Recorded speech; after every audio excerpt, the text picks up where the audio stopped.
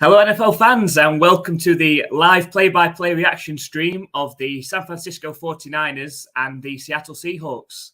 So we've got a divisional matchup, which should be a cracker, hopefully. The weather's not very nice there, but hopefully it might be an evener. The Seahawks have obviously got a good running game.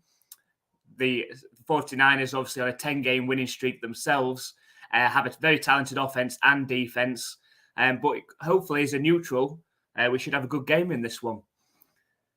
So welcome to NFL UK Ops. If it's the first time that you're joining us, welcome to the stream. All NFL fans are welcome in our streams, and we encourage people to get involved in the chat as well. So we've already got Eric's as well. It's game time. Welcome, Eric. Thank you very much for joining us, and thank you very much for supporting our channel. We really, really appreciate it. We've got Andy in as well. Eric, welcome. Andy for joining the stream as well. And we've got Eric is hoping for a good game with the 49ers win. Yeah, I mean, obviously, now the Patriots are eliminated. All we're hoping for from the playoffs now are good games, close games. Maybe a shock or two would be nice. But hopefully it gets off to a good start with the first playoff game today. Obviously, another cracking game later on between the Chargers and Jaguars. Very difficult to pick a winner out of those as well. So, Eric, if you let us know, obviously you're going with the 49ers in this one. Who do you think is going to win between the Chargers and Jaguars?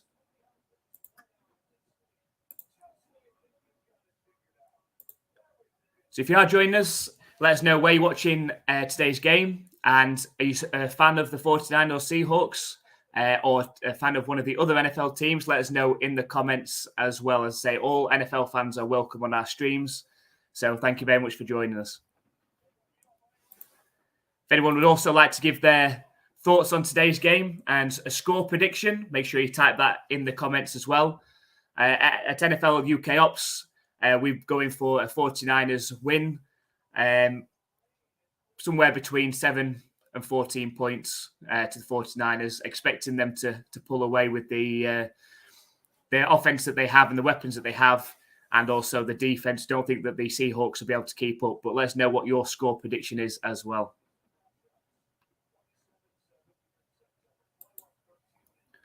So we go just about ready to kick off. So the 49ers are going to kick off to the Seattle Seahawks. And here we go.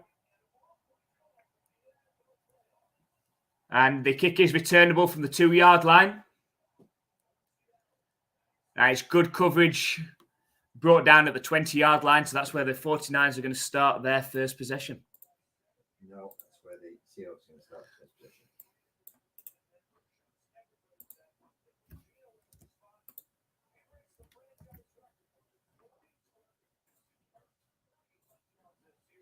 Okay, so the Seahawks will be coming out first on offense, led by Geno Smith.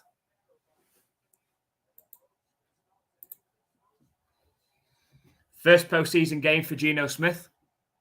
It's a handoff to the left to Walker. A good run. Gains 9 yards on first down, so a good start on first down for the Seahawks.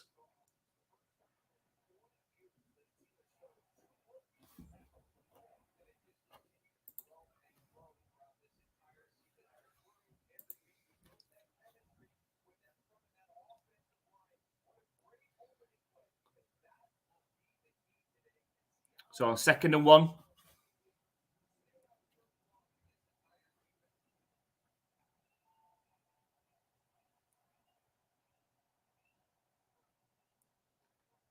It's a handoff up the middle, but it's stuffed pretty well by the 49ers. It might be a 1-yard loss as well. It is. It's a 1 yard loss. That's coming up 3rd and 2. So the Seahawks, in our opinion, have overperformed this season. They were expected to struggle at the start of this season after losing Russell Wilson.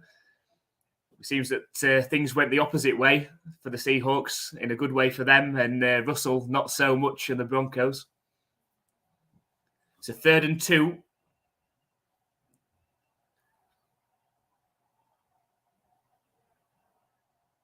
Two seconds on the play clock. Just gets it off. It's a pass play for Geno Smith, and he's brought down on the sack. Geno Smith is sacked down, and that's going to bring up 4th down. So it was Armstead that got to him, able to drag him down.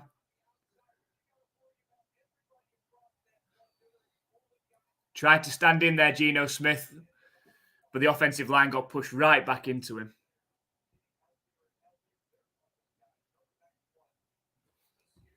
So it's going to be a punt for the Seahawks.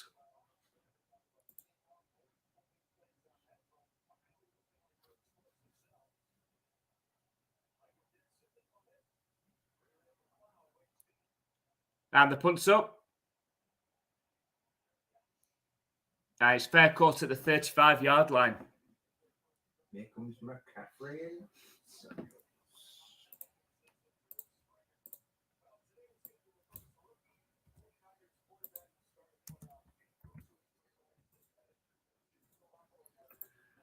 So here we go, Brock Purdy, Mr. Irrelevant from this season's draft, the rookie, yet to lose a game as an NFL starter as well.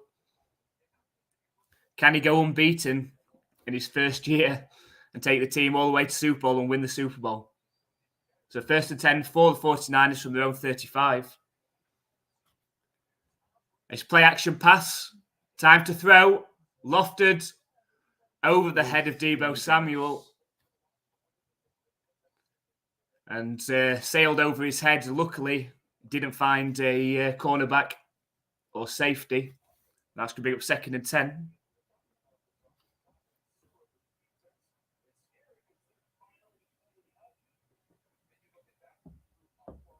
Eric's going to Jags. So 2nd and 10 for the 49ers.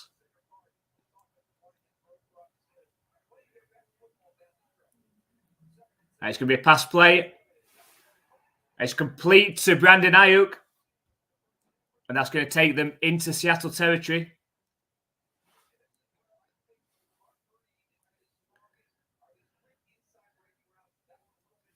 A nice 15-yard in from Brandon Ayuk. Pass thrown slightly behind him, but gains about 20 yards. So a good start for the 49ers already into the Seattle territory. That's a bit of worries, but it's already 4th down time. We're not lagging, are we?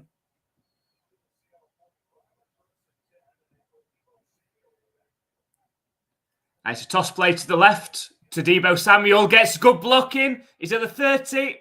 And he's dragged down to the 25. Really good start for the 49ers on offense. Toss play to Deebo Samuel up the left-hand side, down the sideline, and is pushed out the 25-yard line of the Seahawks. Really good offensive line blocking.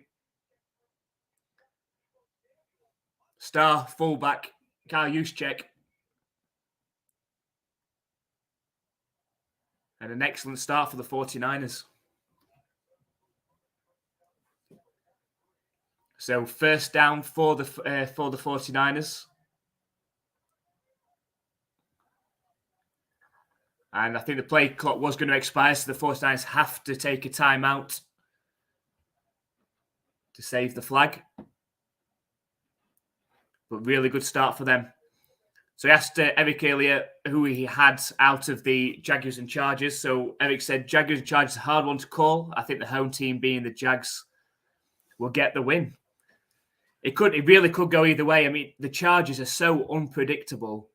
You just don't know which Charger team is going to turn up. Got so many offensive weapons, a fairly decent defense, but you just never know which team's going to turn up for them. So then the Jaguars, really good feel about them. have come back well in the second half of the season. Should be a really good matchup, but it should be a close one.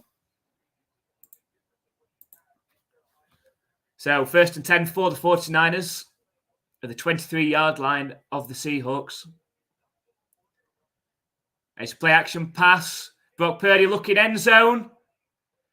It's pass deflected. Good breakup. Good breakup by the rookie Wallen.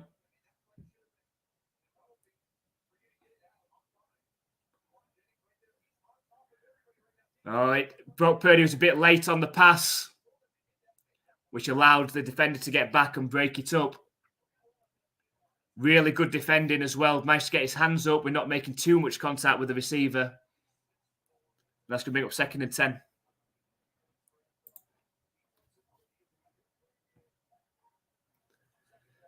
Quick pass out wide to Deebo Samuel.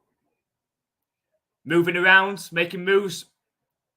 And managed to gain 7 or 8 yards on that one. Managed to bounce off tackles, fight forward. So it's going to be up 3rd and short. The 49ers into the red zone.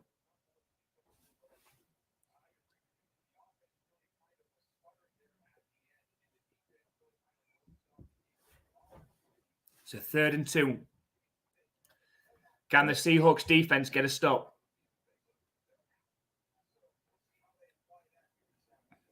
Deebo Samuel lines up next to Brock Purdy. Brock Purdy takes a snap. Looking for the quick slant that's nearly picked off by Barton. That's going to be up 4th and 3 and an early decision for the 49ers. Are they going to risk it? Are they going to go for it on 4th down? Or are they going to take the point or try and attempt the field goal for 3 points? Dangerous looking past that. Barton read it very well. Hit both of his hands and fell out. But the 49ers are going to attempt the field goal.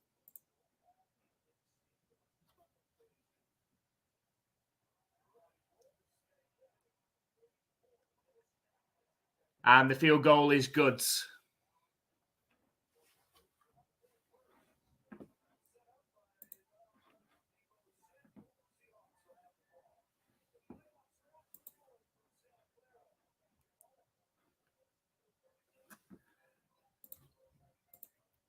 He seems to be ahead. Eric's ahead.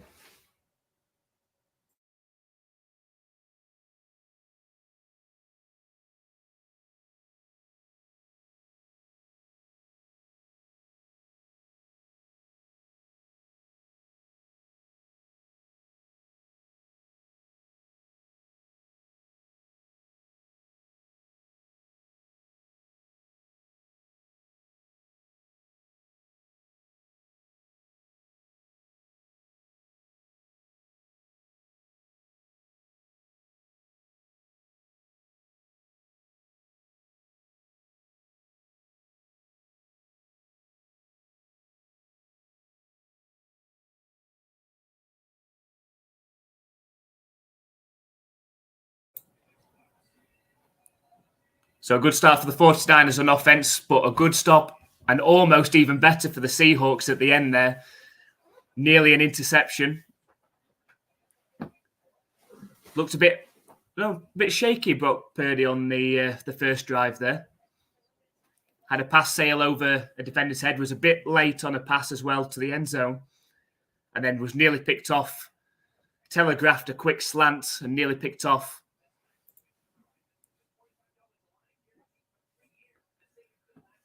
Yes, I've seen your comment, Eric. Yeah, we're streaming it from Game Pass. So I don't know. I don't know why. If we're slightly behind, I'm not sure why. Sorry.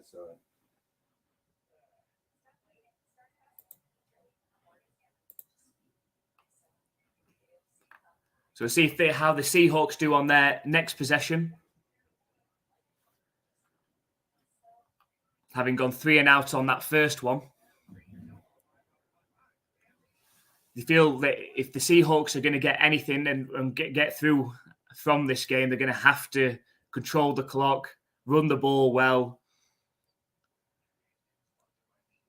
in order to limit the offense of the 49ers. They can't get into a high-scoring shootout with the 49ers because they'll not be able to keep up. The 49ers, of course, have beaten the Seahawks twice already this season, so looking for the hat-trick.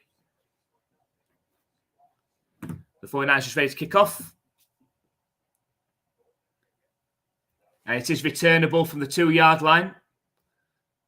And there's a gap. Makes a player miss. And he's eventually brought down at the 38-yard line. So really good return and good starting field position for the Seahawks.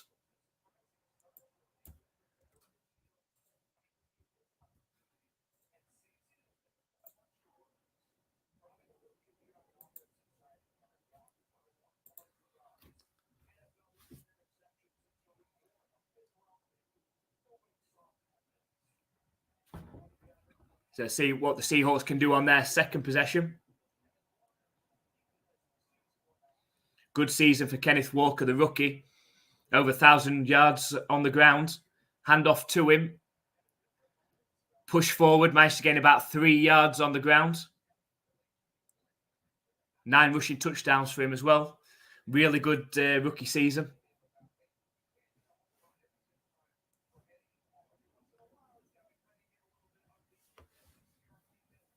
So I'll bring up 2nd and 7 for the Seahawks.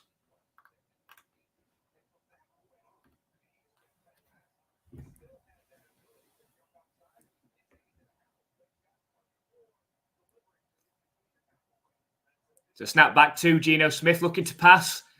Quick out. And finds DK Metcalf about a yard short of the line to gain. So that's going to bring up a 3rd and short. On the first possession, the Seahawks were unable to convert on 3rd and 2. Geno Smith was sacked. This is a 3rd and 1. Wouldn't be surprised to see a handoff.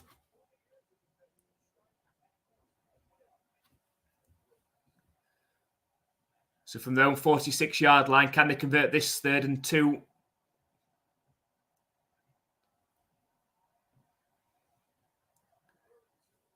And it's play action. Smith keeps it and he's brought down. Excellent defending by Gibson. And he's brought down. They tried to do the fake handoff. Geno Smith, keeper, out to the left. Only had one defender to beat, unable to beat him and dragged down for a loss.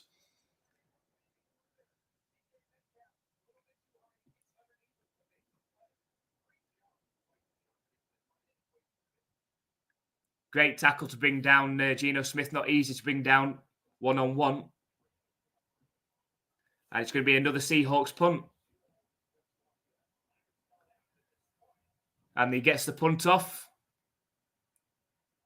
Fair cut at just around their own 15-yard line for the 49ers. And that's where they'll start their next possession. Just, can you pause it a sec? Just let me see if I can get it on here, see if it's any faster on here.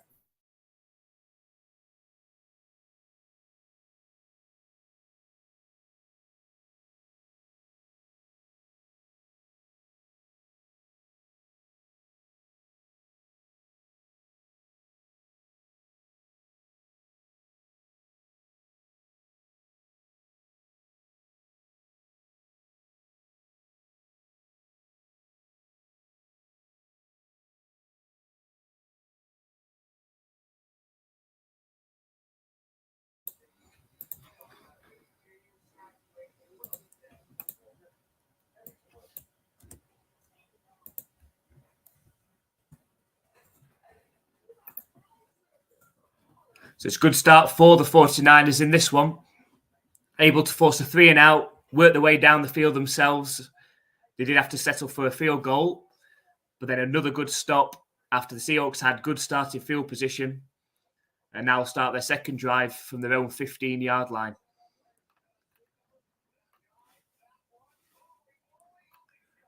So if you are just joining us, welcome to the NFL UK Ops Live stream of the San Francisco 49ers against the Seattle Seahawks in Super Wildcard weekend. Let us know in the comments what your thoughts are on today's game. And do you have a score prediction? Who do you see coming out on top in this? Obviously, the 49ers heavy favourites in this one. Can the Seahawks pull off the shock and give us the first surprise? You know, the playoffs always give up some surprises. Will we get one to start off in the very first game of the playoffs? Let us know in the comments what your thoughts.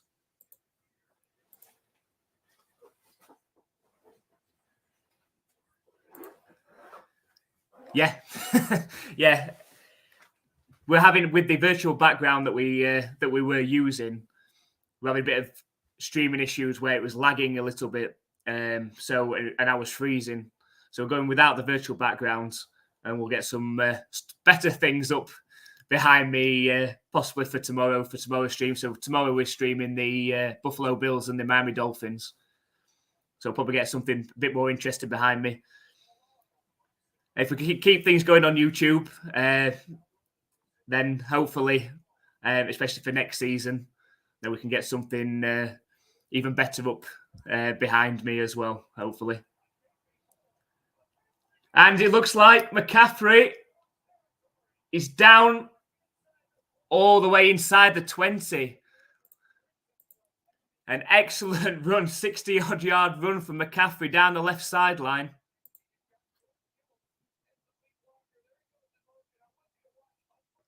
So it's a sweep for McCaffrey, a wide open space. Right down the sideline. Fantastic blocking from the offensive line.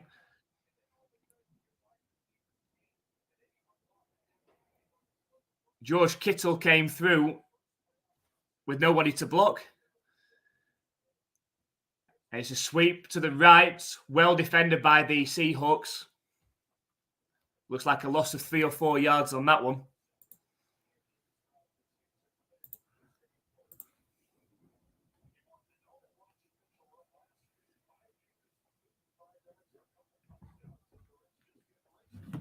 So 2nd and 13 for the 49ers inside the red zone.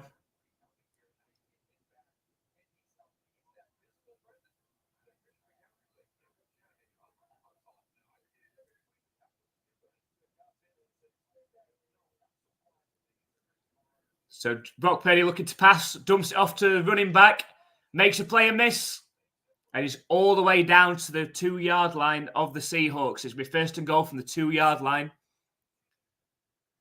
49ers looking to get ahead big early.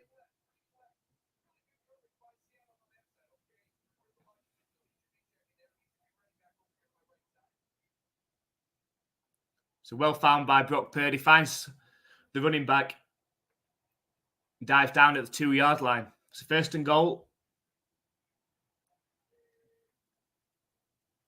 And it's a handoff up the middle, but it goes nowhere. Good defensive line play by the Seahawks.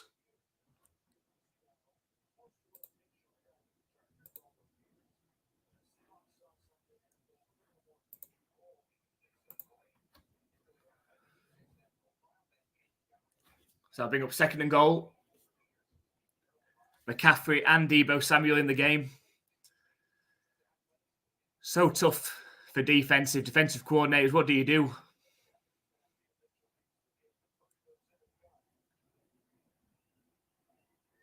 Deebo Samuel in motion to the left. Fake handoff. Purdy dives around, finds a wide open Christian McCaffrey in the flat, who strolls in. Nobody near him. And that's San Francisco 49. That's a touchdown. So the 49ers take a 9-0 lead with the extra point pending. An excellent start for them. Plenty of time for Brock Purdy to move around and eventually find a wide open Christian McCaffrey who come out of the backfield, who's able to stroll into the end zone untouched. So here comes the extra point. Straight down the middle from Robbie Gould. And that's a 10-0 lead for the 49ers.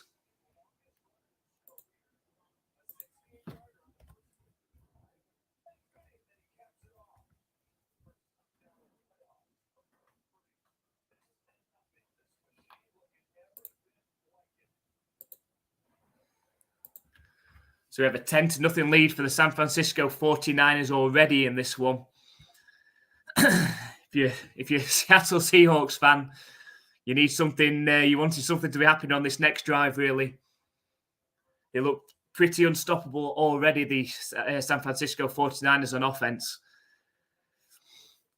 The 49ers, the Seahawks, they have to control the clock. I mean, already it's shown that the 49ers can work their way down the field.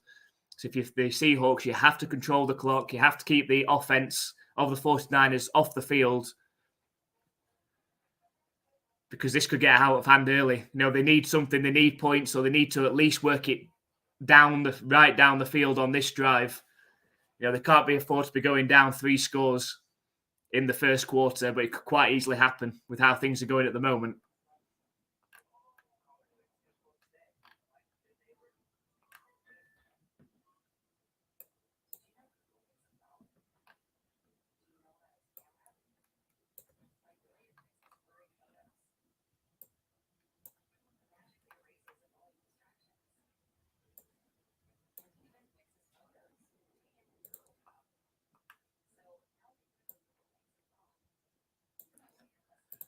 So while you are currently watching while we're on a game break at the moment, if you check out, we've released a video yesterday which takes a look at our predictions for the AFC side of the bracket of the playoffs.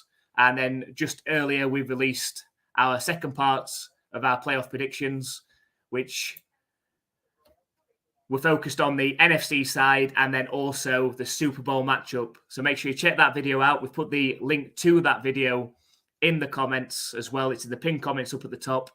So make sure you check those 2 video outs. Check if you agree. Let us know if you agree with our predictions as well. Or if you disagree, let us know who you think is going to lift the Lombardi Trophy in Super Bowl 57.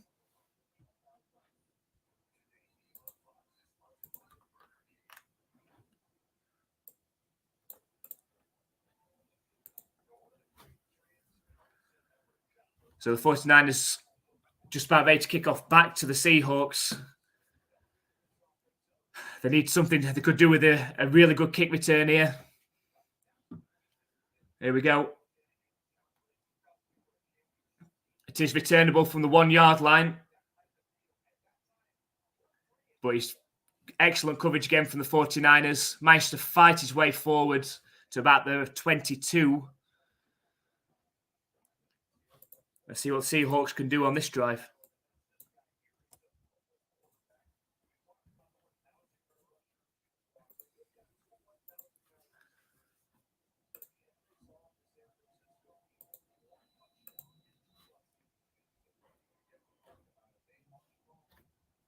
So we go 1st and 10 for the Seahawks. Heavy formation.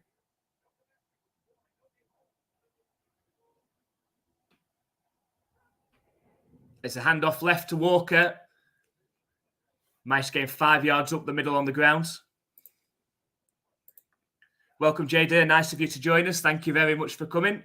I think Buffalo's winning everything this year. Finally. They've got a great shot. I mean, we've got potentially some fantastic matchups in store. If the Bills do beat the Dolphins as expected tomorrow, facing probably the Bengals in the divisional round, and then whoever wins that one will be probably facing the Chiefs. So some fantastic matchups. So 2nd and 5 for the Seahawks. Looking deep down the left-hand side, overthrows Metcalf. He was in double coverage by the looks of it. And that's going to bring up 3rd and 5.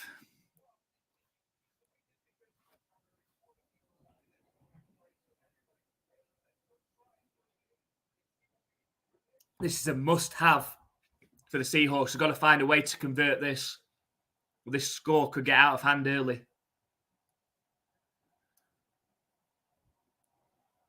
Snap back to Smith, looking to pass. Steps forwards and managed to find DK Metcalf on the quick slant for a 1st down. Exactly what they needed. So gains 12 yards through the air and moves the sticks. Jada says, for my son, I'm hoping Dallas Buffalo with a Buffalo win. I'm not sure about if the Cowboys are getting there, but we'll see. So on first down, it's a quick pass to Tyler Lockett, gains about 8 yards through the air.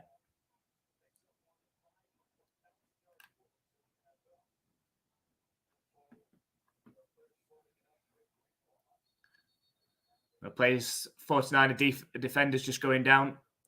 So will be a stoppage. So yeah, just going back to the Buffalo and Dallas potential for the Super Bowl. The Cowboys have got all the pieces that they need. They've got talent on offense, no doubt. They've got a top 5 defense as well. They just haven't been able to play both phases consistently enough in enough games this year, and looked absolutely terrible in the season finale as well last week. So they're going to have to really turn around the form. You know, they're playing away against the Buccaneers. Buccaneers have looked shaky themselves, particularly on offense. So that game could go either way. But then, after that, they've obviously got the potential of obviously playing one of the top teams, in the 49ers or Eagles. It's hard to see the Cowboys beating one of those two. So you're saying that too late, the Seattle looks lost. They needed that. They needed that third down conversion because this really could have gotten out of hand early. The 49ers look solid on offense.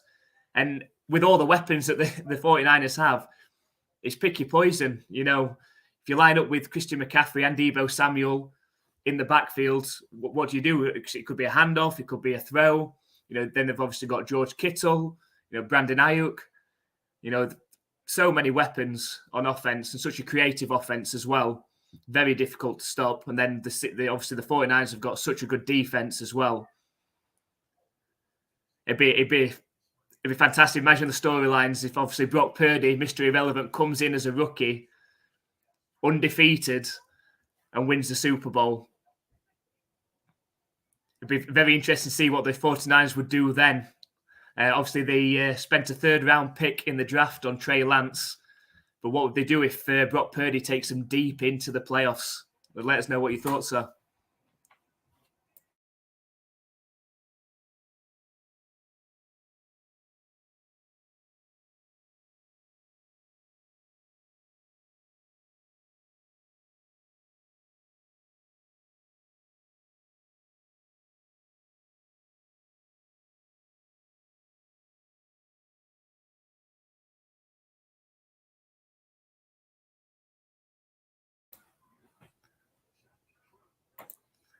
Yeah, that's a very good point, JD. I know Dallas has issues with playoff games. Absolutely, they do. So they want to get over that hoodoo by beating the Buccaneers on Monday. Absolutely. So we're back on the 49ers. So the Seahawks are 2nd and 3 from their own 46. So handoff again to Walker, finds a gap and fights forward. Does so well for a first down, right around midfield.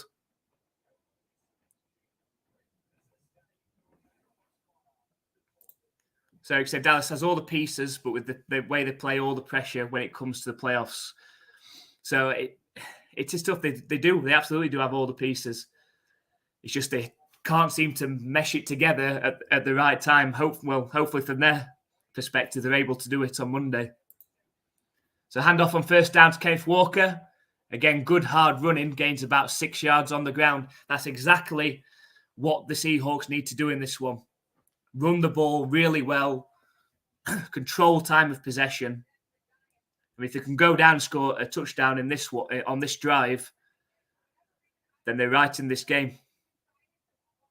The defense is going to have to get a few stops, though.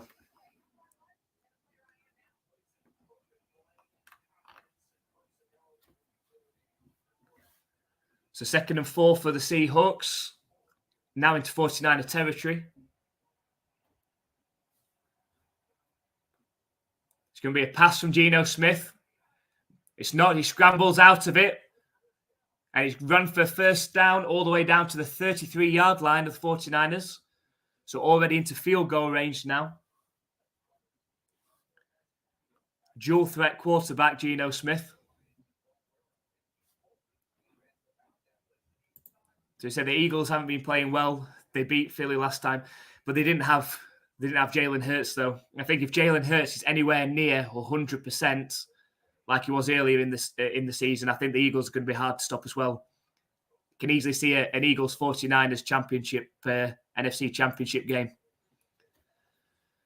So first down, it is a handoff, only gains about a yard. That's going to be up second down.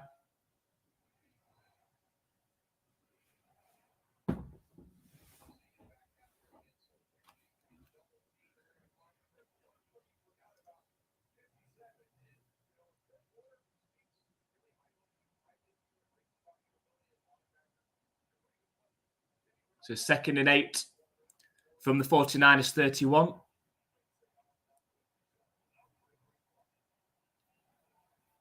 Snap back to Geno Smith, looking to pass. Quick pass out.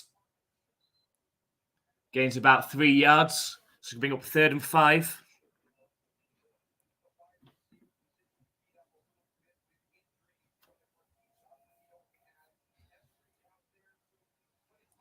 So that's 3rd and 4 from the 49ers 27-yard line. Empty backfield for Smith, looking to pass. It's a quick out for Tyler Lockett. Managed to catch it and convert on a first down for the Seahawks. And that looks like that's going to be the end of the first quarter as well. But really good drive, exactly what the Seahawks needed.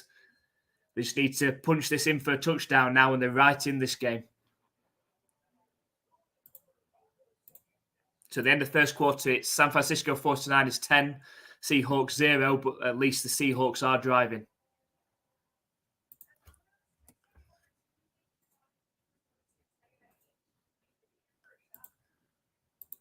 So Jada said, I know it's sad Jimmy G got hurt. It's going to, it was, but would we have ever seen Brock Purdy? Would we have ever seen what Brock Purdy was able to do? Probably not. So it's an excellent opportunity for him for establishing himself a career in the NFL. But it's going to be tough decisions to make. Obviously, Jimmy G is going to be playing elsewhere next year, that's for sure. Where? Let us know your thoughts on where he's going to be going. Obviously, there's a few quarterbacks will be floating around during this offseason with Derek Carr out of the Raiders. Aaron Rodgers, what's he doing? Is he going to leave? Is he going to stay? Is he going to retire? Tom Brady, where is he going to be next season as well? So it'd be interesting to see where Jimmy G ends up. Could be with the Jets potentially.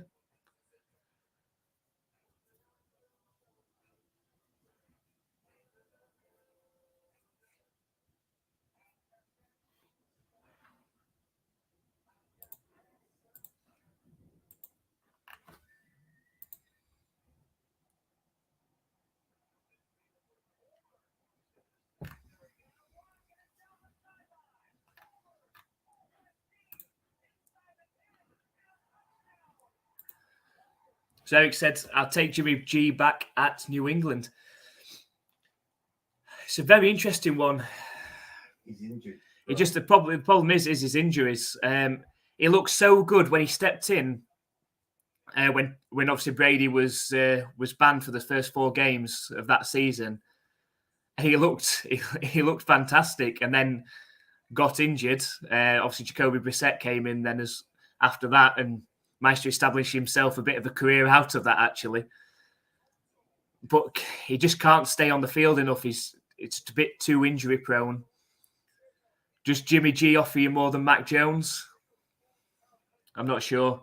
Obviously, there's big decisions to be made between the Patriots organization. There's talk that they're going to be interviewing offensive coordinators this week, which means that that's the end of Matt Patricia experiment at offensive coordinator. So that's good news, at least. But I don't know what Belichick is feeling about Mac Jones.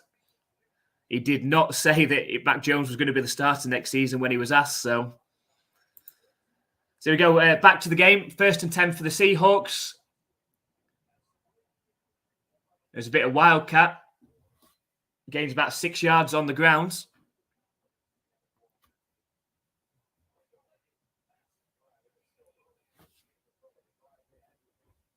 It's a really good drive for the Seahawks.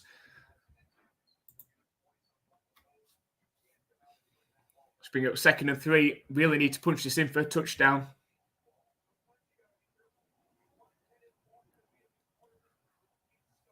From the 15-yard line of the 49ers. It's another handoff up the middle to Kenneth Walker. Falls about 1 yard short, so it's going to be up 3rd and 1. Much better from the Seahawks on this drive, looking to really control the clock. There's a player down for the 49ers. So the clock has stopped.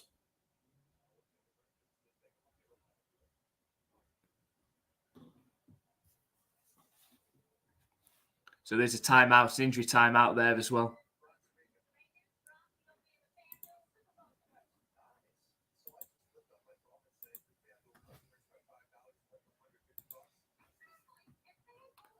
So let us know, Eric, what do you think? Who would you like to see as offensive coordinator for the New England Patriots next season?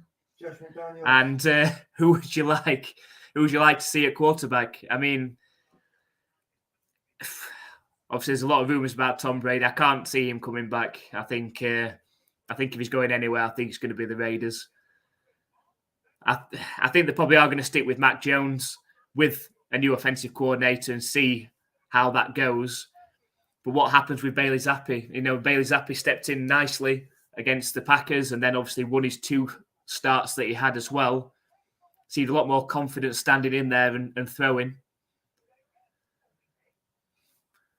So it'd be interesting to see what the Patriots do decide to do. I mean, we're going to find out this week, most likely, who the offensive coordinator is going to be. Could be Bill O'Brien, perhaps. Could be, obviously, Cliff Kingsbury, recently fired from the Cardinals. Bill Belichick seems to talk quite highly of Cliff Kingsbury as well. And there's obviously rumours also that the Patriots could be interested in trading for DeAndre Hopkins as well. That would provide a nice receiving option for the Patriots. And exactly what they've been missing for the past few years is a true number one that's going to take double coverage. And if they don't get double coverage on one-on-one, you expect, your top receiver to win those matchups as well. It showed against the Buffalo Bills, that how much of an impact that having a receiver like Devontae Parker has, being able to go up and catch the ball. DeAndre Hopkins exactly the same as that. So, and again, Bill Belichick speaks very highly of DeAndre Hopkins. It'd be nice to see him in a Patriots uniform. I'd take that. Patriots have got a fair amount of salary cap space, so I'm expecting some spending. Could that be on a new quarterback? Who knows? Jada says not Brady. I don't think it will be. I think he's likely, if he's going to go anywhere, it's going to be the Raiders. I mean, there's been talk about the Dolphins. It's a handoff on 3rd and 1. Fights forward for 4 yards. That's another first down for the Seahawks. Continues this excellent drive and is taking a lot of time off the clock, which is what they need to do. Yes, it was. Yes, it was Andy calling for Josh McDaniels. Yes, it was. No doubt he'll be back after the Raiders don't do very well next season. He gets fired and the Patriots will have him back. So here we go. 1st and goal for the Seahawks. And it's a handoff to the left. And it is a touchdown for the Seahawks. The rookie Kenneth Walker. And that does make a game of it. Exactly as a neutral, from a neutral's perspective, exactly what we need. That makes the score 10-6 pending the extra point as well. So a nice run left, good blocking, good contain from the left tackle. And able to walk in untouched the pylon, really. Really good drive from the Seahawks. That has to be the game plan. They've got to get a couple of stops on defense. But if they can do what they've just done on that drive and run the ball really well, they've got an excellent chance. And the extra point is good. So that makes it a 10-7 game.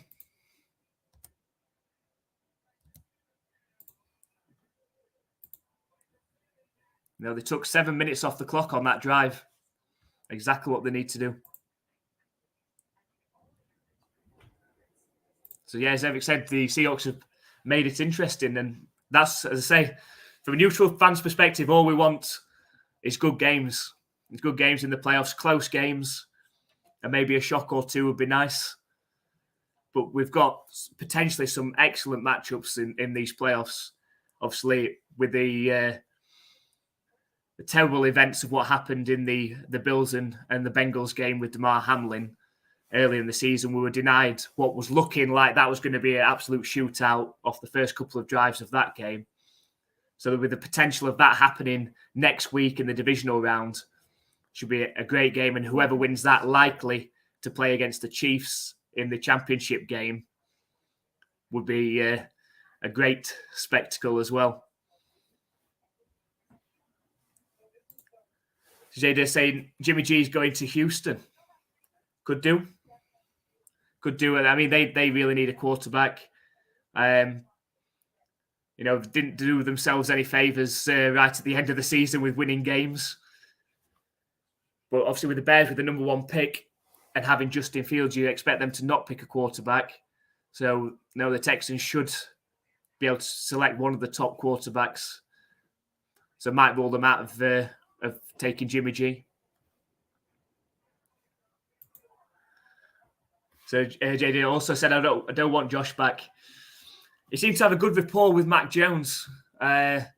Even though in that last game against the Bills, they really seemed to open the offensive playbook. It looked more like a Josh McDaniels style gameplay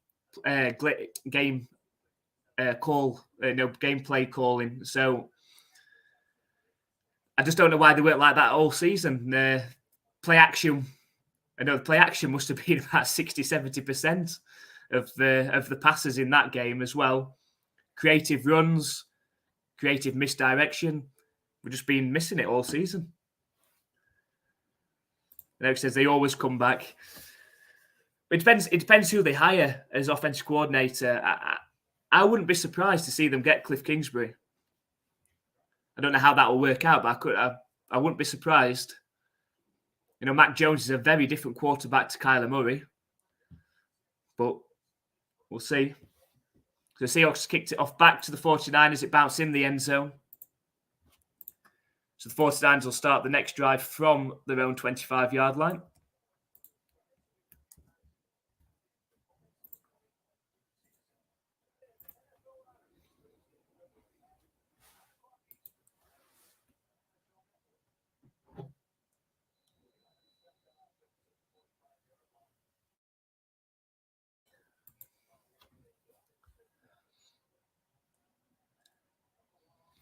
So here we go. 1st and 10 for the 49ers. Can the Seahawks get a stop on this drive? It's a play-action pass. Brock Purdy, plenty of time to throw. Looking over the middle, finds Brandon Ayuk. He manages to gain about 23 yards on that pass play. The Seahawks have got to do something here. Don't seem to have any answer for the run game or pass game of the 49ers at the minute.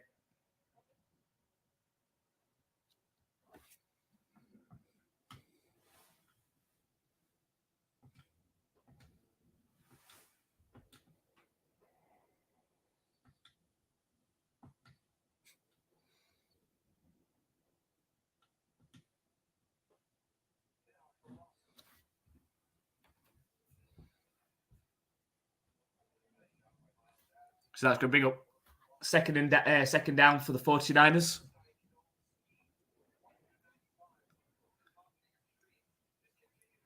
Good run stuff by the Seahawks.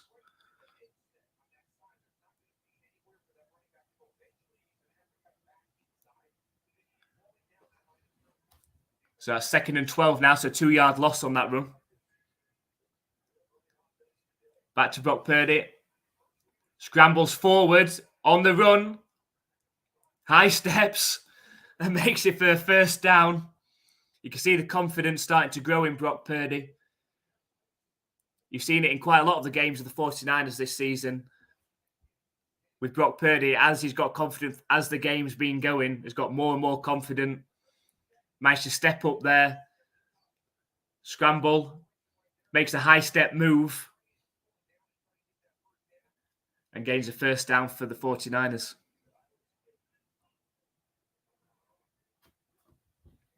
So 104 rushing yards already for the 49ers in this game.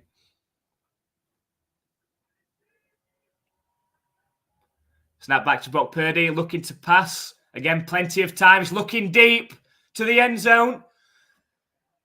Brandon Ayuk stopped running and could have quite easily been intercepted. It just evaded the safety. Close. Brock Purdy's had all day to throw. Just showing that Deebo Samuel's wide open on the drag route.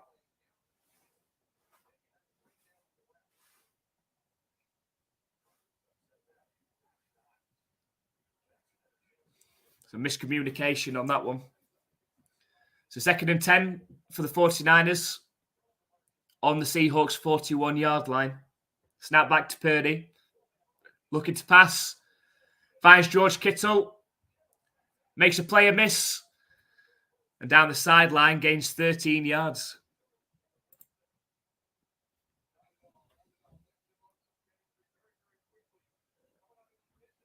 So many weapons. Really good in route by George Kittle. Managed to outrun 2 defenders and fight forward down the sideline.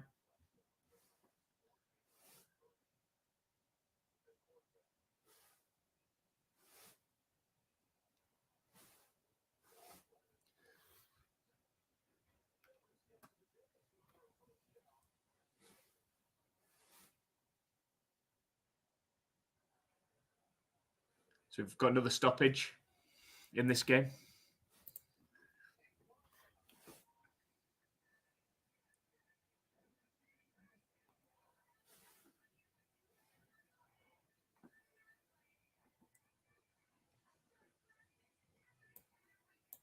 So Eric said that I know we all seem to bring back our coaches that leave and don't have too much success. It's a Patriot safety net.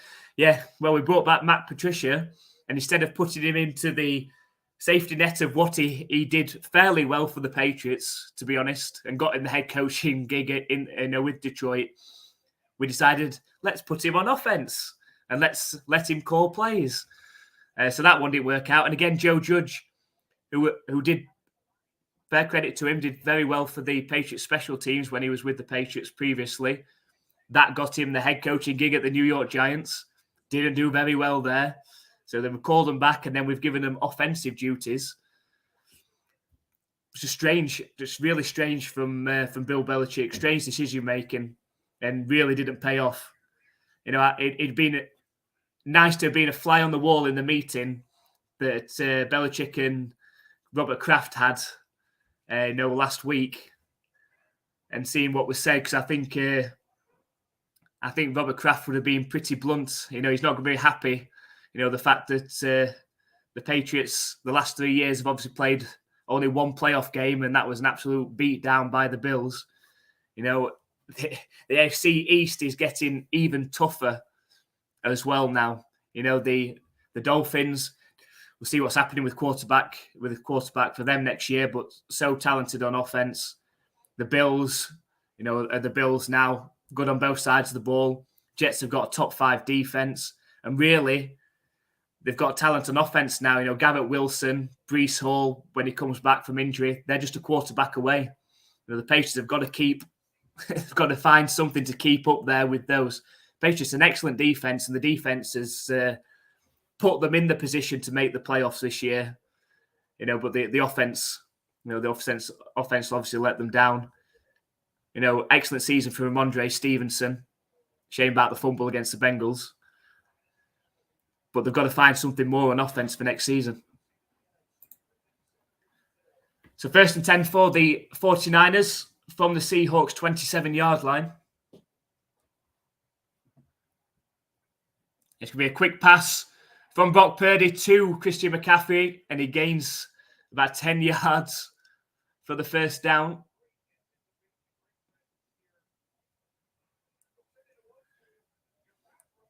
Too quick off the line of scrimmage, untouched.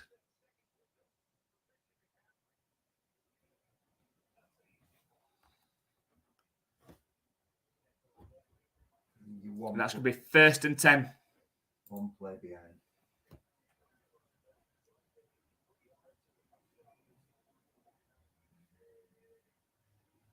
It's a toss play right to Christian McCaffrey.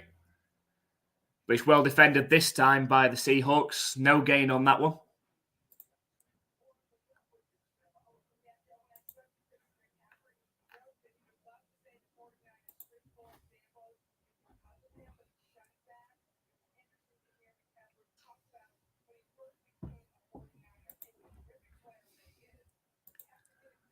Yeah, so Eric, so in the mug we've got Punk IPA today. Do like a bit of Brewdog.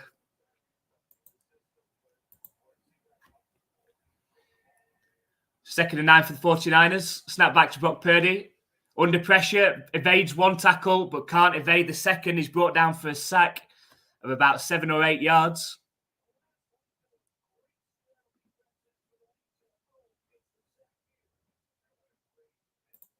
So, JD, we say, let's sign Gronk. Is that it? In what capacity, as a player or a coach? It'd be funny. I just can't imagine him ever coaching. He's too much of a TV personality, I think. And I can't ever see him coming back to the Patriots unless Tom Brady came back and he got Edelman back as well. So we go 3rd and 17 now for the 49ers. Snap back to Purdy. It's a handoff to Christian McCaffrey, who only managed to gain about 5 yards back. So a safe play call from the 49ers. Looking like they're settling for the field goal attempt.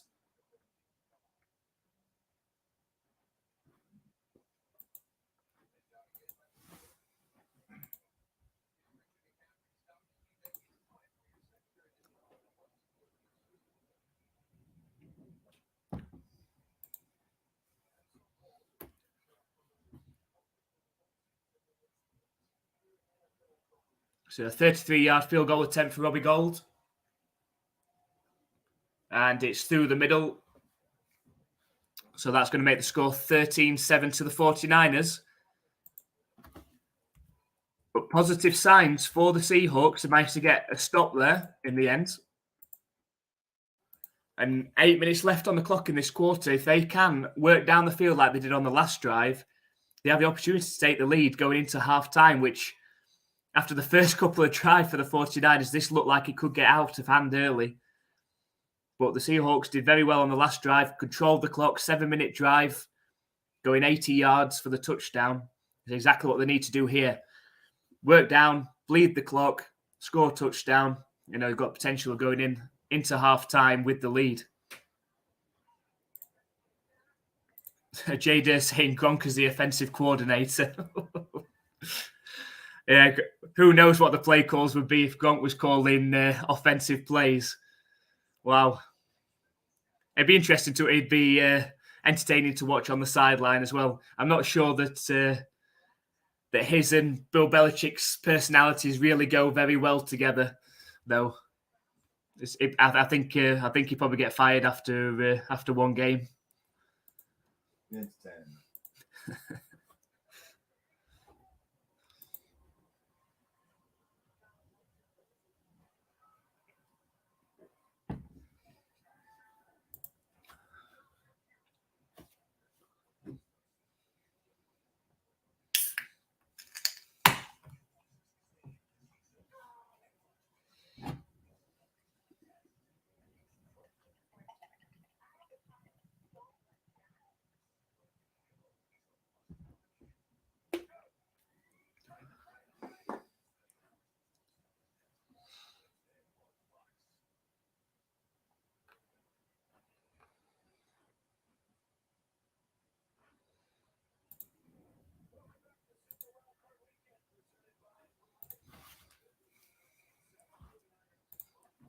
So the 49ers is just ready to kick back to the Seahawks.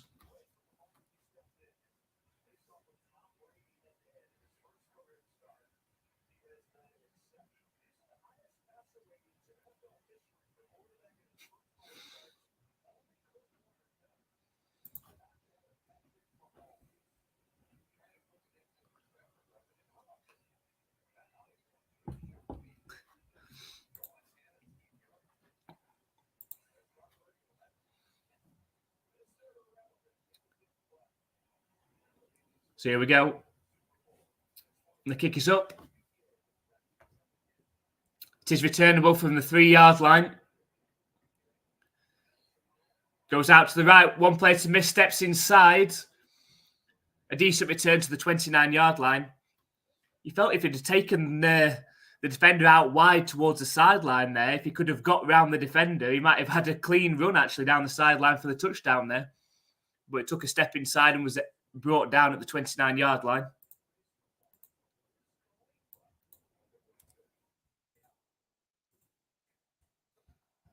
So the offense is back out for the Seahawks.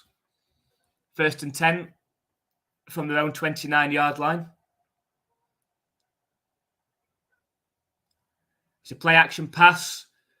Finds the rookie running back, Walker, out the backfield and gains 3 yards.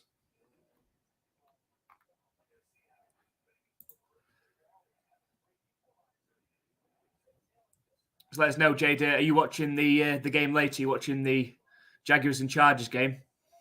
Let us know and who you're expecting to win that one as well.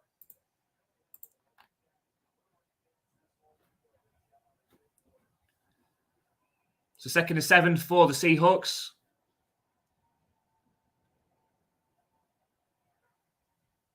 It's play action pass again. Lofted to the tight end. Down the sideline, gains 10 yards. Noah Fant.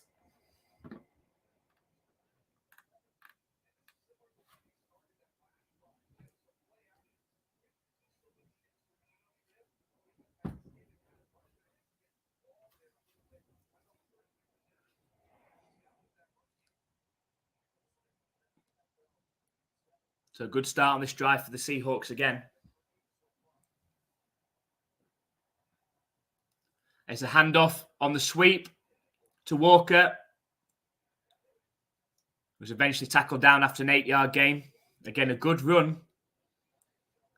The Seahawks seem to have worked out and got the game plan going.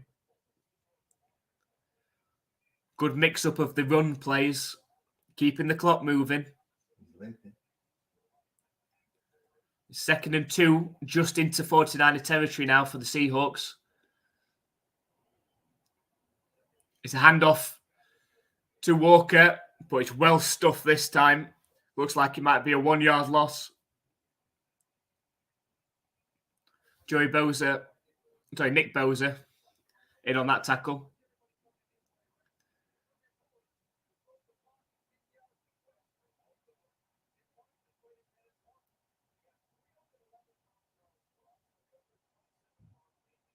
So a big 3rd down coming up here.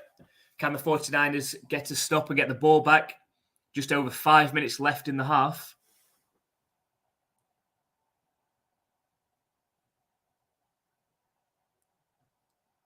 Niners showing pressure.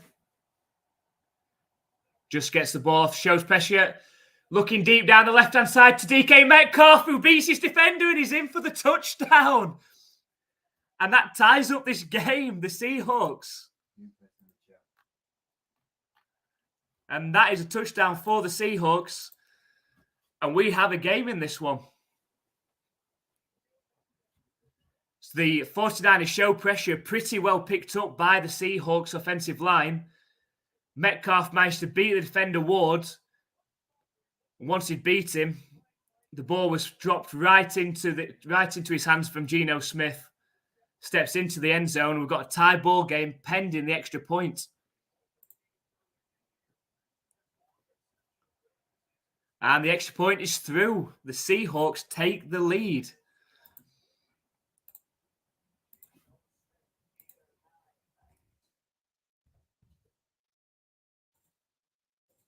Wow, from an excellent start for the 49ers in this one. Seahawks back-to-back touchdown drives and now lead. Welcome to Hot Rod as well. Hi, thank you very much for joining the chat. Let us know who your NFL team is.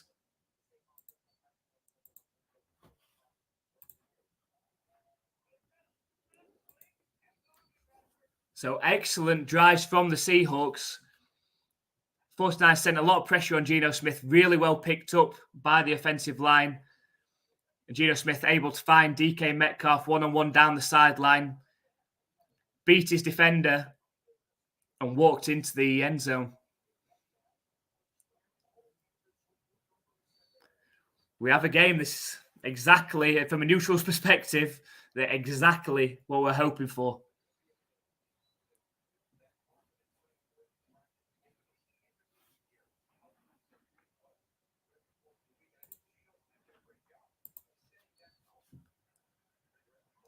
The kickoff is up. And it's knelt down in the end zone. So the 49ers are going to start from their own 25-yard line, down a point in this game.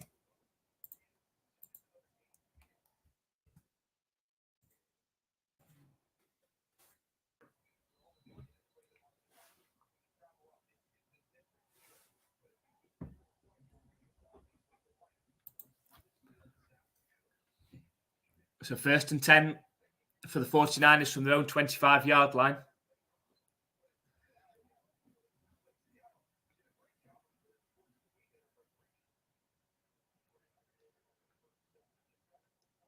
It's play action pass. Finds Deebo Samuel in the flat, gains about 7 yards. Just under 5 minutes left in the half now. 49ers will be looking to get into at least field goal range to take the lead going into half time. The 49ers get the ball in the second half after deferring.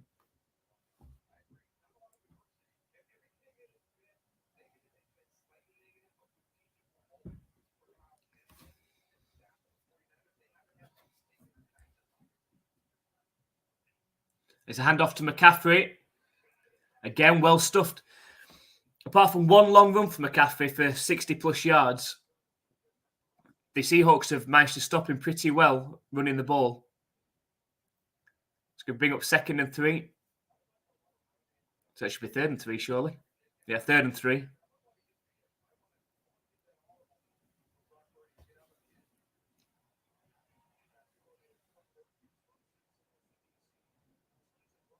So can the Seahawks get a stop and get the ball back before half time?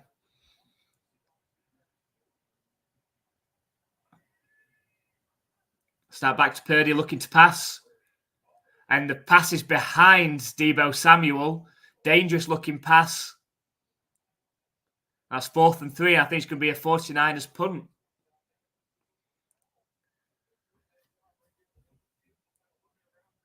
It's a good job Brock Purdy did throw it behind, because if he'd thrown it in front, he'd have thrown it straight to the linebacker for an easy interception.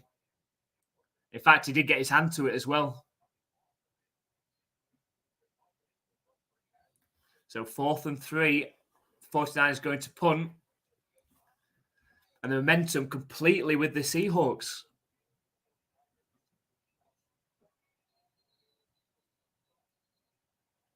And there is a flag.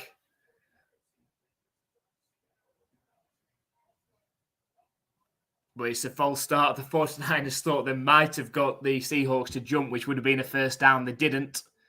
And it'll force the 49ers 5 yards further back.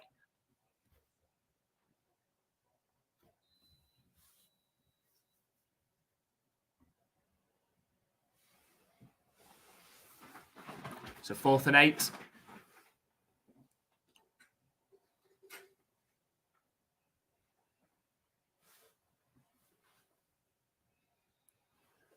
And the punt is up.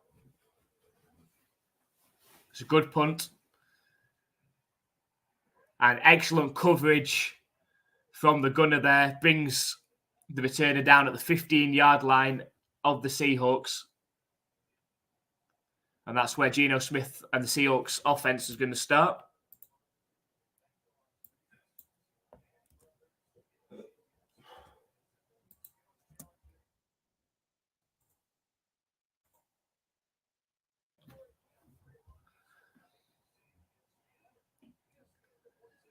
So the Seahawks, can they drive down the field and add to their lead before half-time?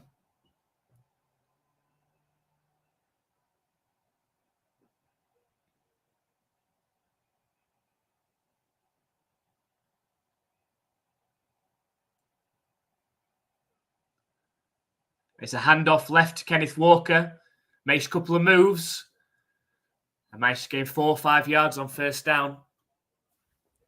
Controlling the clock, controlling the ball really well, the Seahawks. 49 must be nervous.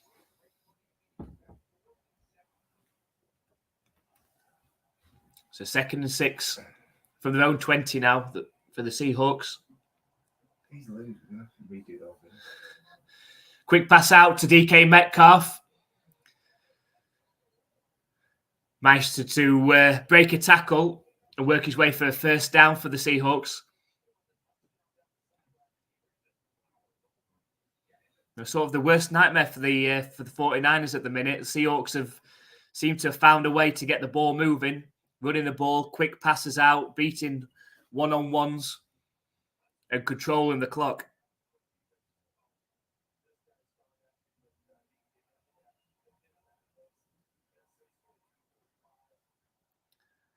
So just around 2.5 minutes left now in the half. It's another handoff up the middle to Kenneth Walker. Brought down after gaining 2 or 3 yards on the ground. And that could take us down to the 2-minute warning.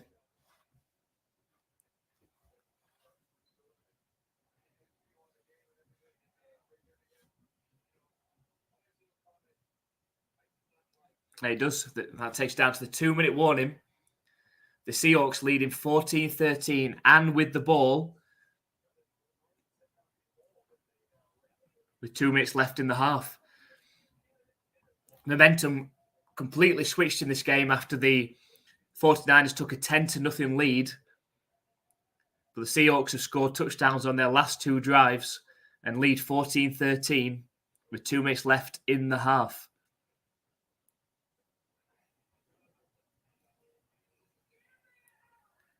The 49ers, they've got to be a bit concerned the fact that they're not able to stop the Seahawks at the moment. Keep on picking up first downs, and the time keeps on ticking away, which means less opportunities for the 49ers offense, less chance to score. Be interested to see what alterations, what changes are made for the second half. Something needs to be done to stop the Seahawks running game.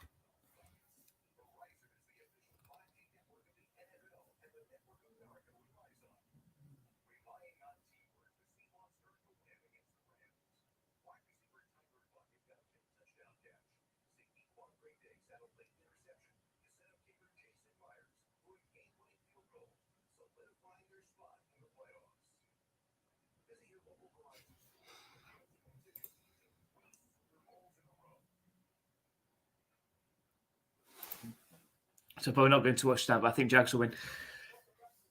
It's going to be so close. A really good game. It's a really good potential. Like on paper, it doesn't look like an exciting game. It's not a Bengals, Bills, Chiefs, but between those two teams, it's got the potential of being one of the best games in the playoffs. So 2nd and 8, it's a handoff. We tackle for no gain.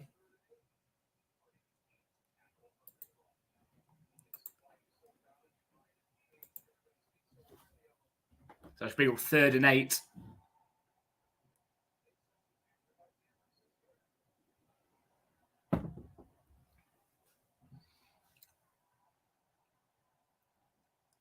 No timeout taken by the 49ers. Clock under 90 seconds now.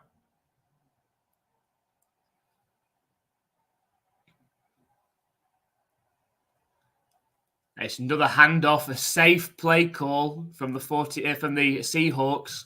It goes nowhere. You can imagine a timeout from the 49ers now. Very conservative play call for the Seahawks.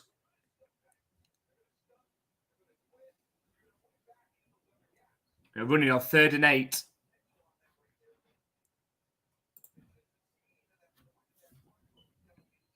So no gains to be 4th and 8. The Seahawks punt team will come out. There's 1 minute and 15 seconds left on the clock. The 49ers have got 1 timeout left, so they've got plenty of time to work back down the field.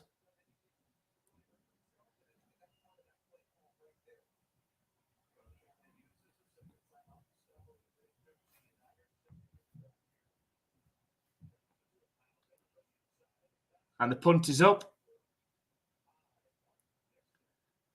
And it's fair cut around the 23-yard line of the 49ers, so that's where they'll start their next possession. 1 minute and 8 seconds left on the clock.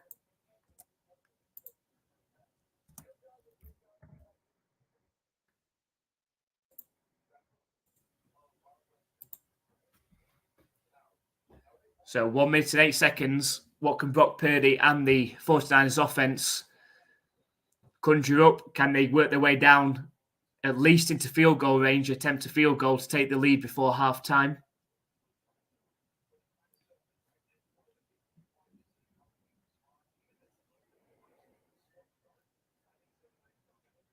There'll be a pass play from Brock Purdy. Over the middle, he finds a wide open Brandon Ayuk. Already takes the ball into Seattle territory. There's good blocking up front. Gave Brock Purdy plenty of time. Allowed the route to develop. And the deep drag from Brandon Ayuk.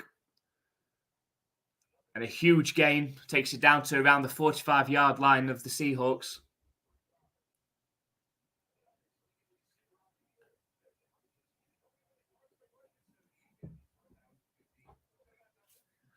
There's still a minute left on the clock.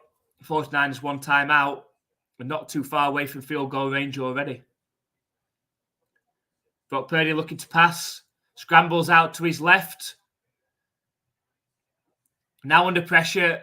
Throws the ball out to the sideline and away. Incomplete. So that's going to be up 2nd and 10. 52 seconds left on the clock. They're on the Seahawks 46-yard line.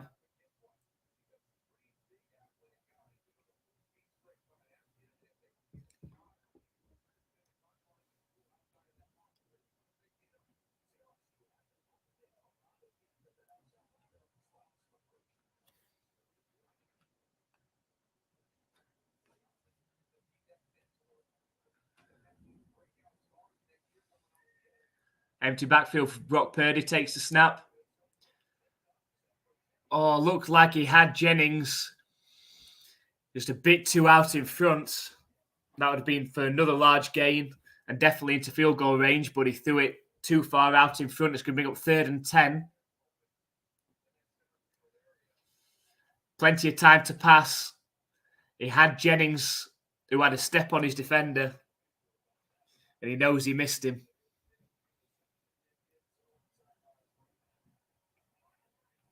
So 3rd and 10.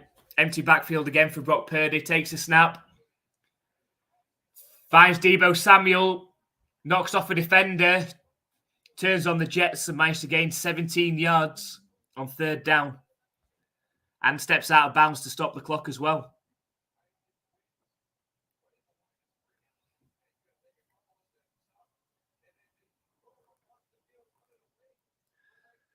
Good catch from Deebo Samuel on the drag. Outruns the defender.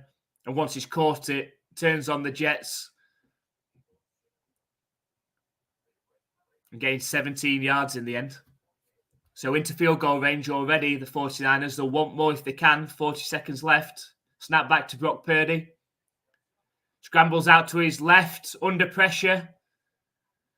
Lost the ball out of bounds.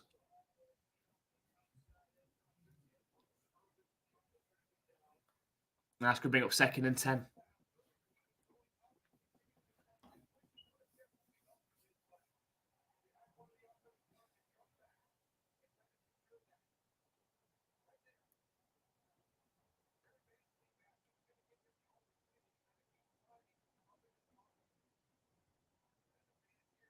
Oof. So 32 seconds left. 2nd and 10 for the 49ers. Already in field goal range. 28-yard line of the Seahawks. And the 49ers have to use a timeout to save the flag. So that's their final timeout. A bit of a wasted timeout. 32 seconds left. Kyle Shanahan not happy on the sideline.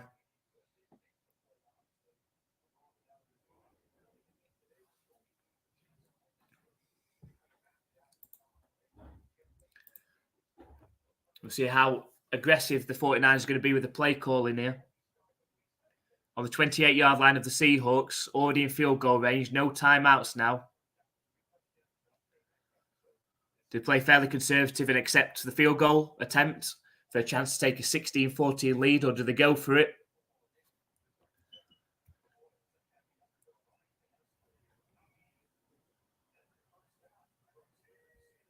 So we go 2nd and 10. Snap back to Brock Purdy.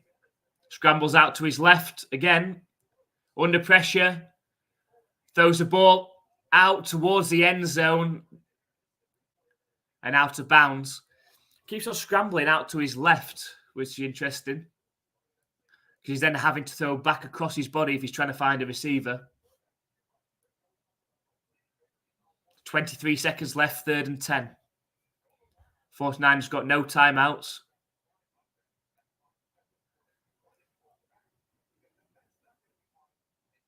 Wouldn't be surprised to see a conservative run play for the 49ers.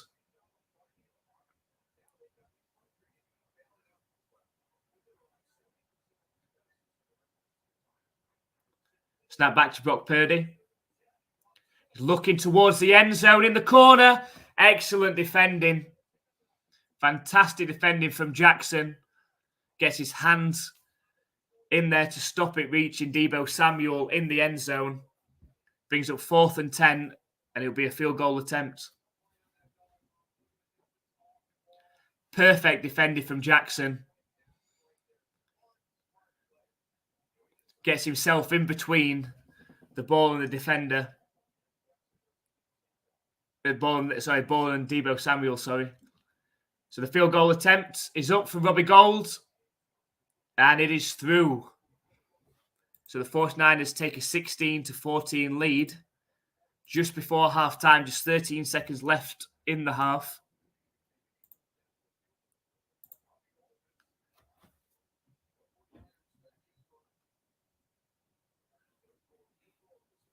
So 16-14 in this game. Only 13 seconds left in the half. The 49ers do get the ball to start the second half after deferring off the coin toss.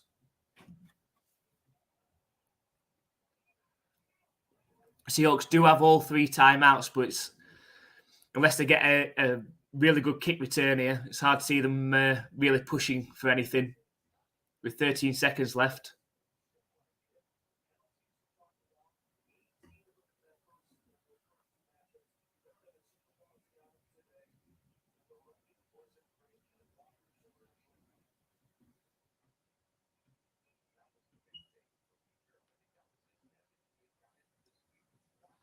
So the 49ers ready to kick off to the Seahawks.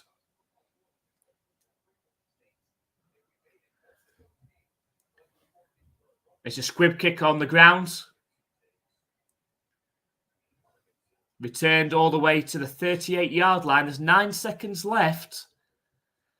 If they can get a 20-yard pass play and get a quick timeout, they've got 9 seconds. There's an opportunity for a field goal attempt, a long field goal attempt.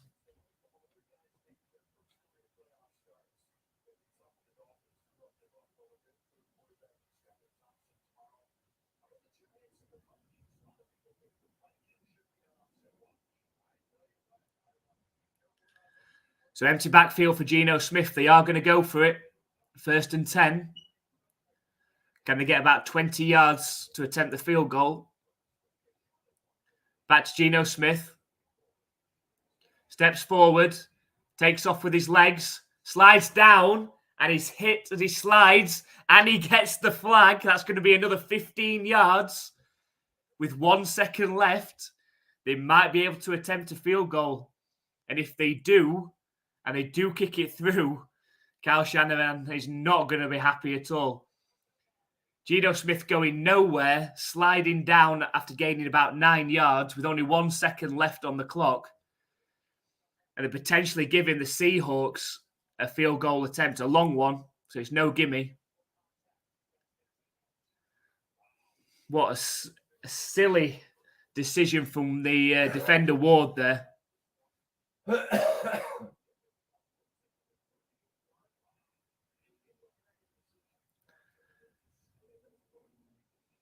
So a 56-yard field goal attempt.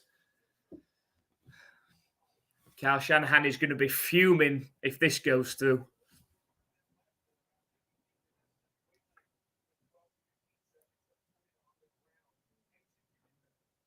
It was a bad run of plays for the 49ers, really. Not a great kick from Robbie Gould on the squib kick. It was returned to the 38-yard line with just 9 seconds left. But to give away that penalty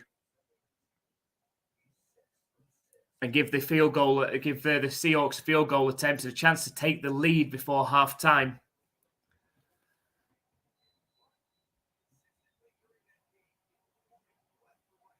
So here we go, 56 yards for the kicker Myers. This will be the last play, barring a penalty, the last play of the half. And the kick is up, and it looks good if it's got the leg, and it's through. It's through, an excellent kick from Myers, and the Seahawks go into half-time with a 17-16 lead. I would not like to be Ward going into halftime having to face the head coach after making that tackle on Geno Smith as he slid down.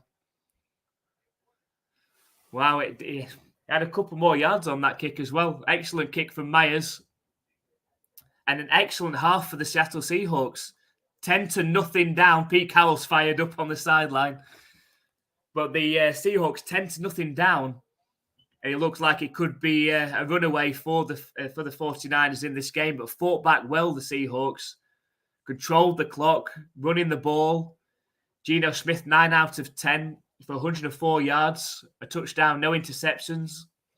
143.3 passer rating. Good running from the rookie Kenneth Walker as well. And we have a fantastic second half lined up here. The 49ers will receive the kickoff in the second half. But we have a game. So while we're just going into halftime, if you haven't already, please make sure that you check out our videos of our playoff predictions. So we've got 2 videos, one focusing on the AFC side of the bracket and the other focusing on the NFC side of the bracket and also who we believe will win the Super Bowl. The links to those videos is in the pinned comments up at the top. So while we're having a short break for halftime, why not go and check out those videos and let us know what you think and let us know in the comments who you predict is going to win Super Bowl 57. And we'll see you after a short break in about 10 minutes.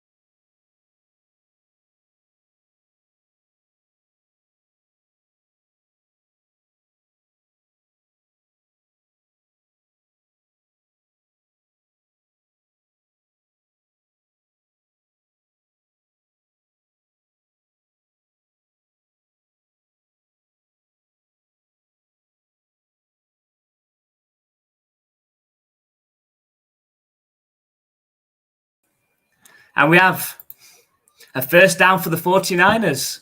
Didn't see that coming, Eric. No. It's a first down for the 49ers in the second half. A first down for the 49ers. Yes, we do.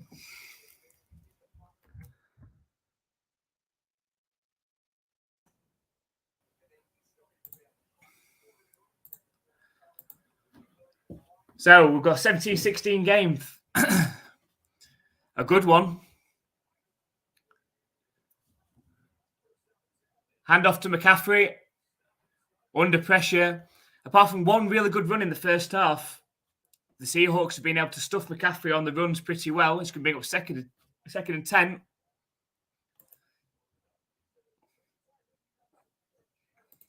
As Eric said, well, at least this game is entertaining. I expect the 49ers to be more dominant, but credit to the Seahawks. Yeah, I think the Seahawks have figured it out. They really, after going 10-0 down, you know, they had to score on that drive. They did. And it worked out. If they can control the clock, they've got a great chance in this one. Brock Purdy looking to pass. Finds a wide open George Kittle, brought down at the 40-yard line of the Seahawks. So a good start again for the 49ers. It's looking like it did at the start of the first half.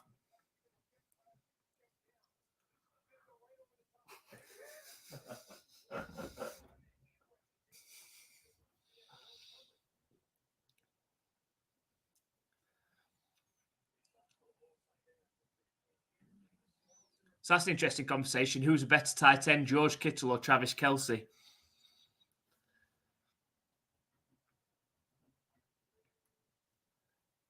So it's toss play right. And Mitchell gains about 4 yards on the ground.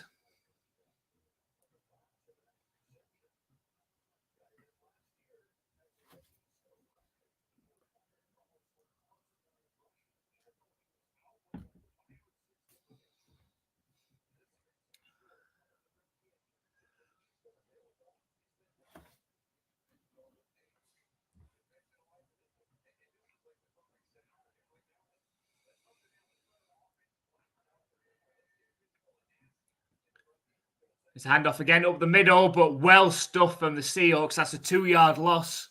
Could bring up 3rd and 8.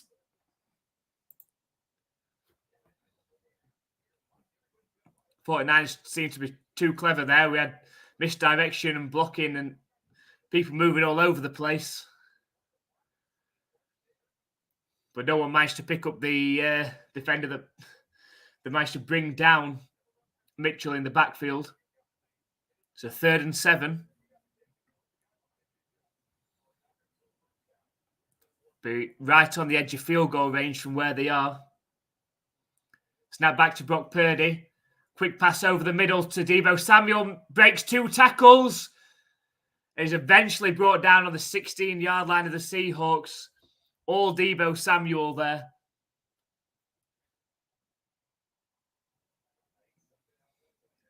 Brock Purdy stood in there. Managed to find Deebo Samuel coming across. Good catch. Fights off 2 tackles. Bounces off another. And fights all the way down to the 16-yard line of the Seahawks. Good throw then. Sort of sidearm throw from Brock Purdy.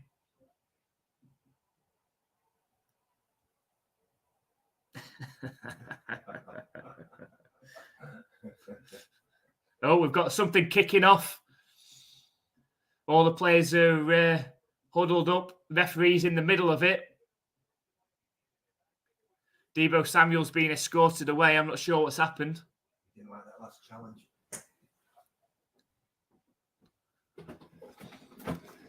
Can get heated between these two divisional rivals.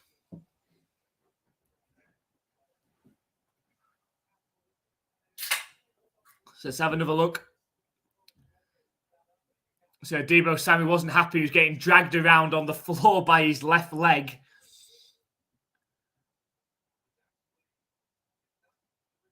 So he wasn't happy about that. Asking for a flag.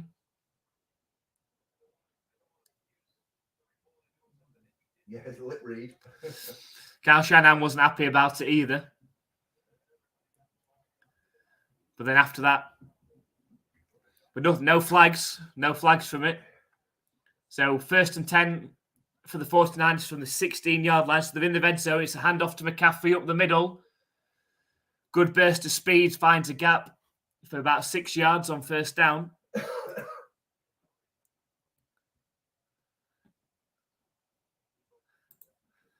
Yes, he is. I do have to try and tell him to quiet down a little bit, Eric. But yes, he is rather loud. A 2nd and 3 for the 49ers.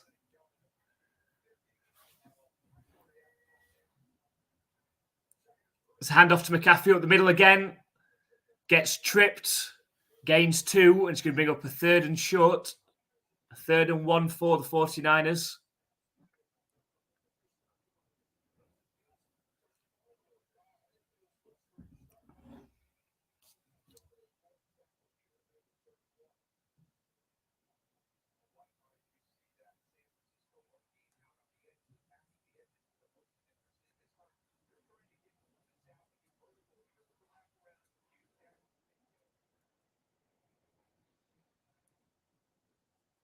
So we've got motion from Ayuk from left to right. It's a handoff again up the middle to McCaffrey. Fights for a 1st down. He takes the ball down to the 2-yard line.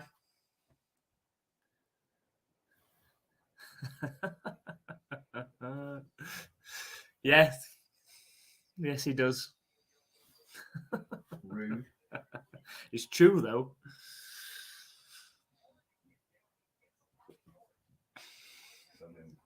Yeah, no, yeah, that's exactly what came to my head as well. It's 1st and goal for the 49ers from the 2-yard line, looking to take the lead. Hand off to McCaffrey again up the middle, fights off a tackle. Did he manage to get in, or is he stopped just short? They're calling it. We're talking inches short.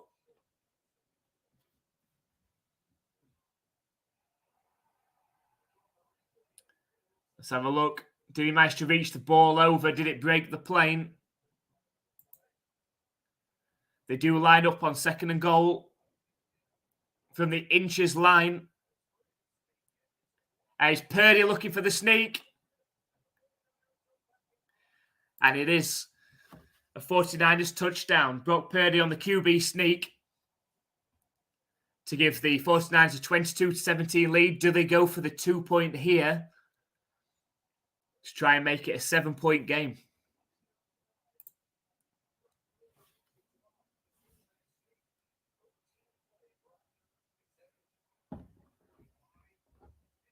It doesn't look like they're going to. Brock Purdy's come to the sideline. Looks like they're happy to kick the extra point at this point. Still fairly early on in the 2nd half.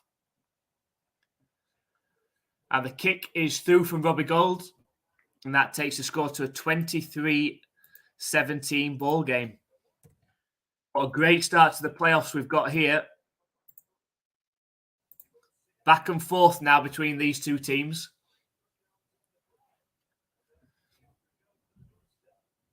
Took a lot of time off the clock that first drive, nearly 8 minutes of possession for the 49ers before they managed to punch it in with the Brock Purdy QB sneak.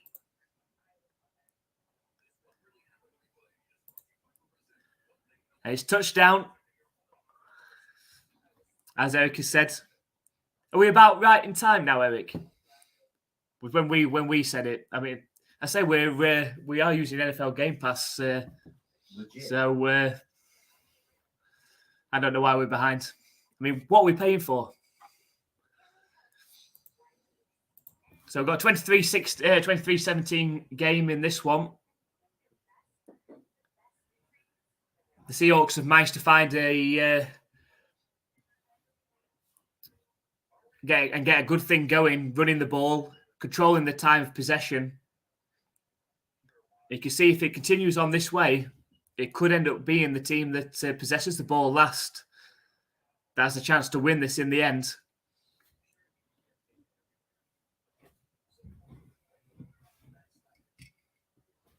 in terms of shocks, a lot of people were out of all of the Super Wildcard weekend games. A lot of people predicting that the biggest shock will come in the Vikings and the Giants game, with the Giants tipped to potentially beat the Vikings. The Vikings have won a lot of one-score games this season, so it's got that potential. So that should be a good game tomorrow.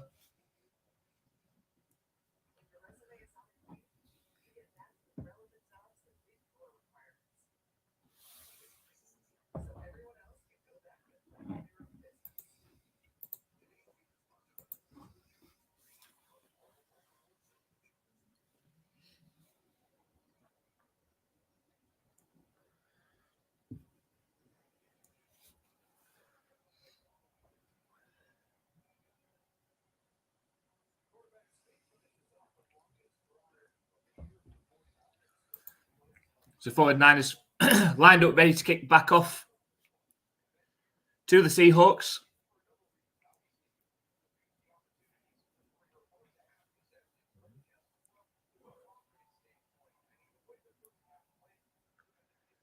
And the kick is up. And it's into the end zone. And so the Seahawks are going to start from their own 25-yard line.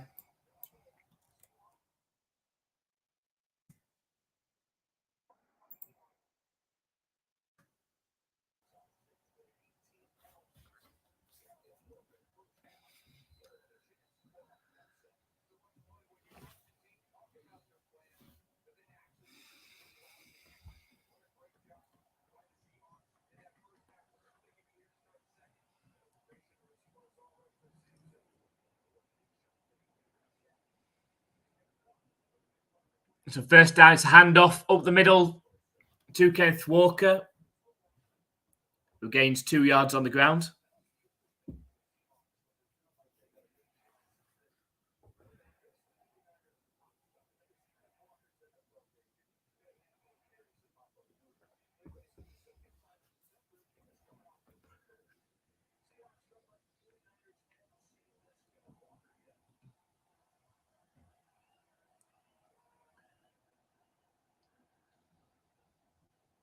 Nice play action pass from Geno Smith. Time to throw, lofts the ball, finds DK Metcalf. He's got the speed. It takes it into 49er territory. And a good start for the Seahawks already as well. What an excellent game. What an excellent game to start off this playoffs. This had the potential of being a runaway game for the 49ers. 49ers obviously beaten the Seahawks twice already this season and got off to a fantastic 10-0 start, but well fought back from the Seahawks. So on 1st and 10, play action pass out to the tight end for about a 5-yard gain for the Seahawks. It's going to bring up 2nd and 5.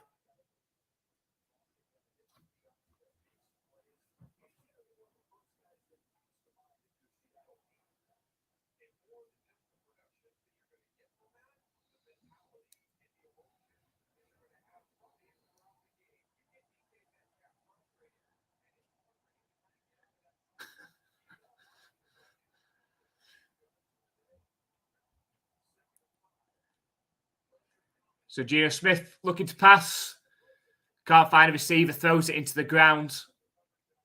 Now bring up 3rd and 5 for the Seahawks.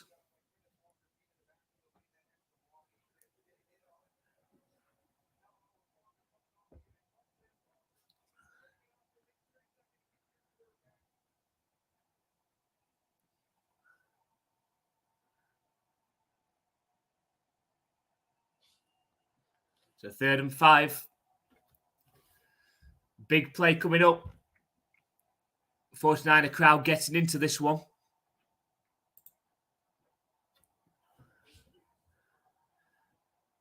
It looks like the Seahawks had to take a timeout as the play clock was running down. They do. That's their first timeout.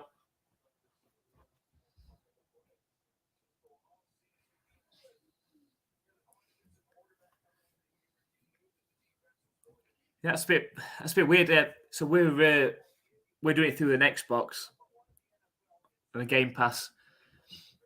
I'm not sure if you can get Game Pass straight to smart TV. I don't know if that would. I'm not sure. We'll have a look at the LG. Yeah. Not sure. We'll have a check out because we're doing obviously the Bills and the Dolphins game tomorrow, so we'll have a fiddle around and see if we can get it to the point it's supposed to be at.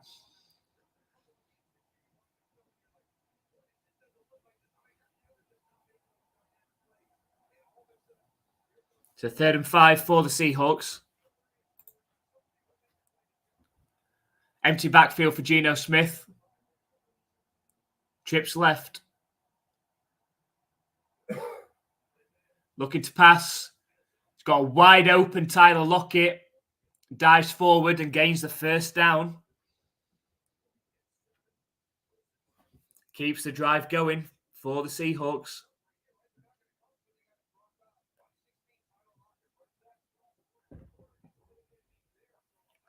Good play design on that one. Snap back to Geno Smith. Hand off to Dallas. Keeps his leg going. Gains about 3 yards on the ground.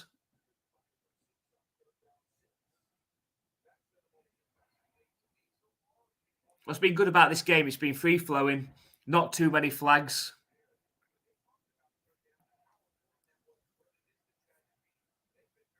So we've got a 2nd and 7 now for the Seahawks. Already in field goal range, but they'll be wanting more on this drive.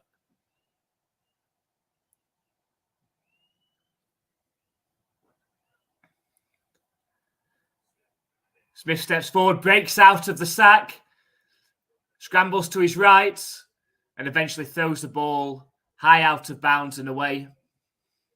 Did well to break out of the sack.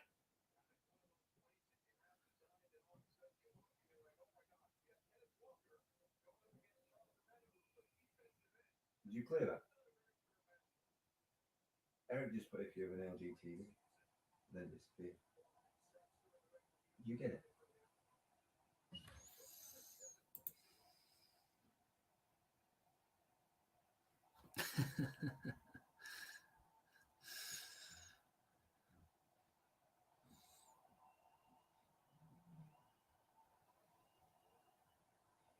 Well, we've got a false up. Oh, I've just cursed the Seahawks. So we've not had too many flags in this one. Now just had a false start. That's going to push them back to 3rd and 12 now.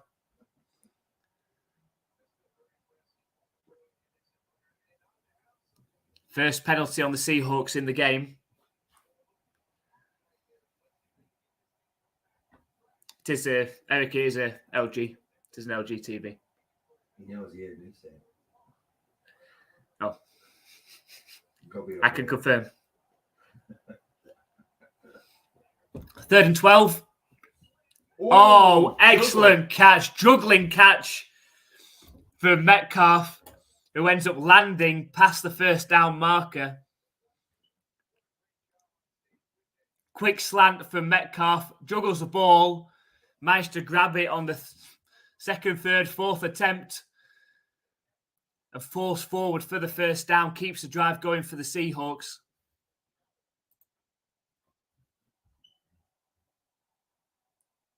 Snap back to Geno Smith, empty backfield. Quick pass out to Tyler Lockett. Managed to gain 9 yards. Again, another fantastic drive for the Seahawks. Taking 4 minutes off the clock already. There's only 3 minutes left in the quarter. And both teams have only had one drive each. Snap back to Geno Smith, hands it off to Dallas, dives forward for 2 yards. It's a first down. Oh, Tyler Lockett got the first down already. I don't think he actually made the first down on the previous play, but there you go.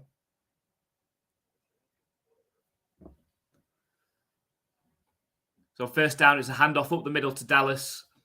Dives forward. How old is he? He's 70s, I think.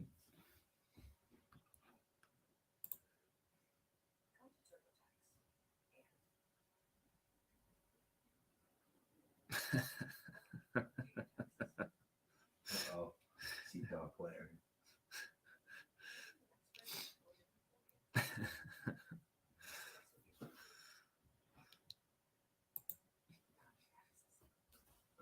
That's not part of the green screen, though.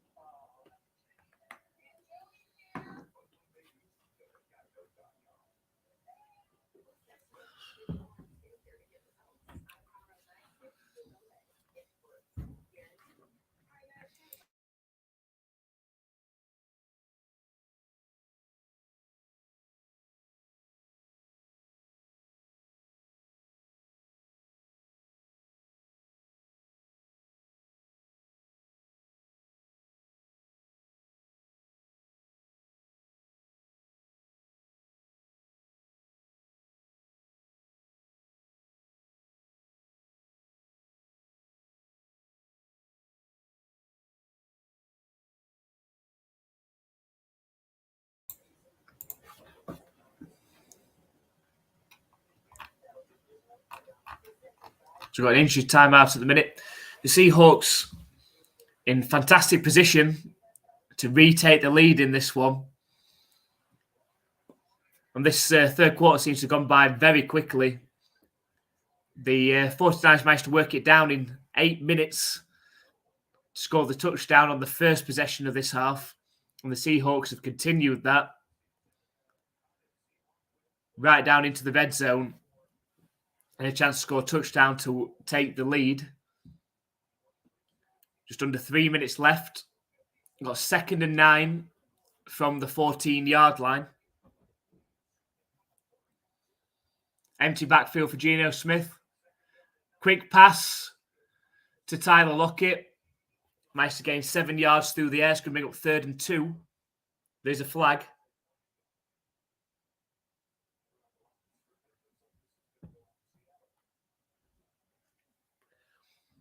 Looks like could be coming back.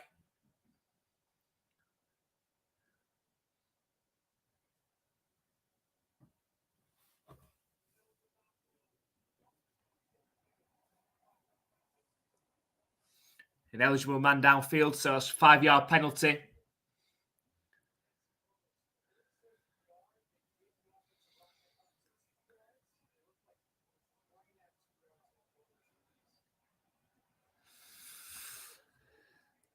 Thought it was close to call penalties, those ineligible man downfield. It's a 2nd and 14 for the Seahawks. Snap back to Geno Smith. Looking for the lofted pass towards the end zone. And a diving DK Metcalf couldn't bring it in. Looked like good defending.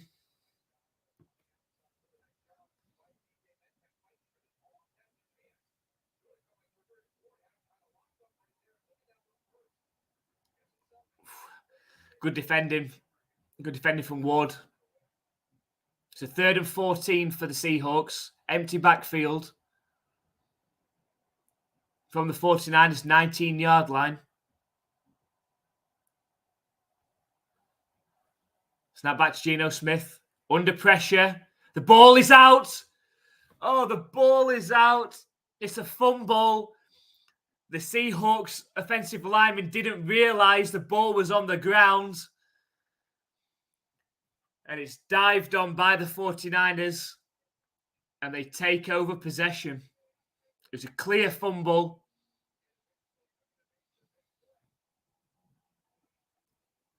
Well punched out. And recovered by Nick Bosa. Bosa's best. And so the ball is back in the 49ers' hands. Could that be the defining play in this game? Seahawks have got to find a way to stop the 49ers and force a punt.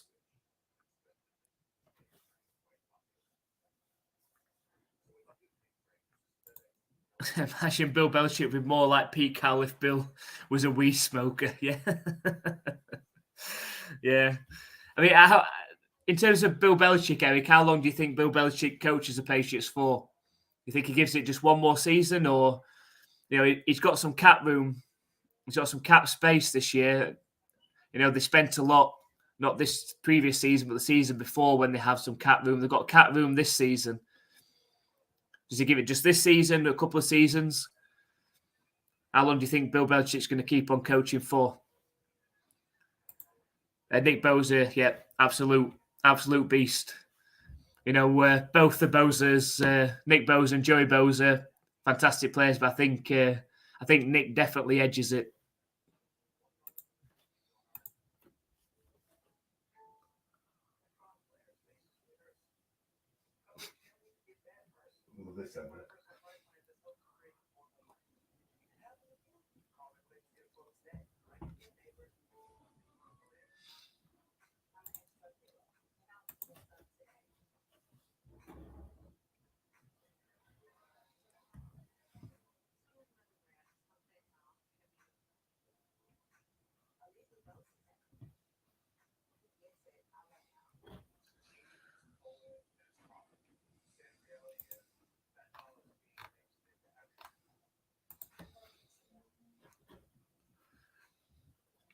So could that prove to be the defining play in this? If the 49ers are able to go down the field and score points on this drive, they'll make it a 2-score game.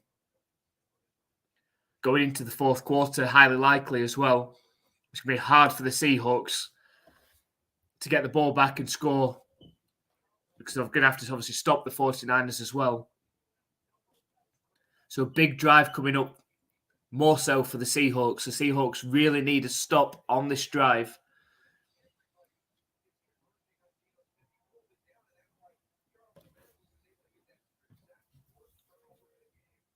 So snap back to Brock Purdy. Finds Deebo Samuel. And the ball comes out at the end as he's reaching forward. I think he was down anyway. But it looks like he's close to a first down.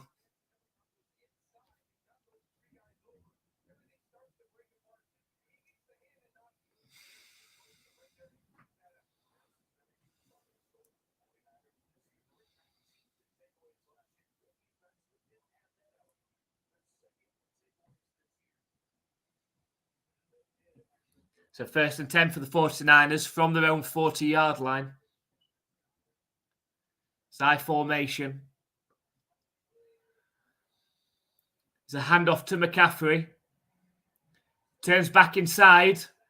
Weaves forward, still going. Managed to gain 9 yards on the ground. That's what McCaffrey can do for you. Looked like there was nowhere to go. Stepped back inside. Made a couple of players miss. So the run was supposed to be to the left. Had nowhere to go. Reverse field. And eventually managed to get 9 yards and take it right up to halfway. So 2nd and 1 now for the 49ers.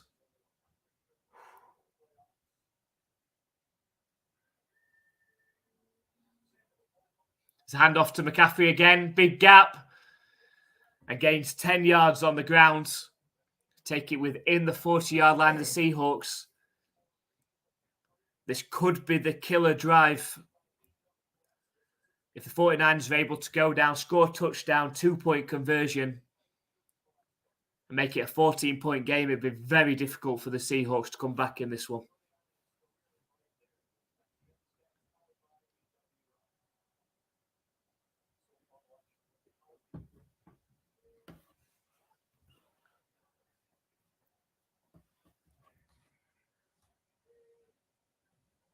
Toss play left to McCaffrey. Well stuffed by the Seahawks. It looks like at least a 1-yard loss on that play.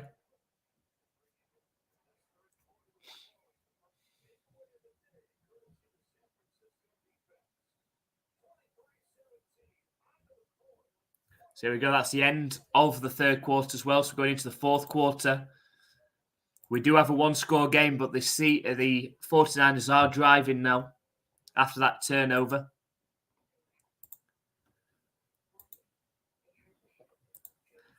So referring to earlier when I was talking about Bill Belichick and how long Bill could be coaching the Patriots for, he says he has it in his own hands. I think he's earned that.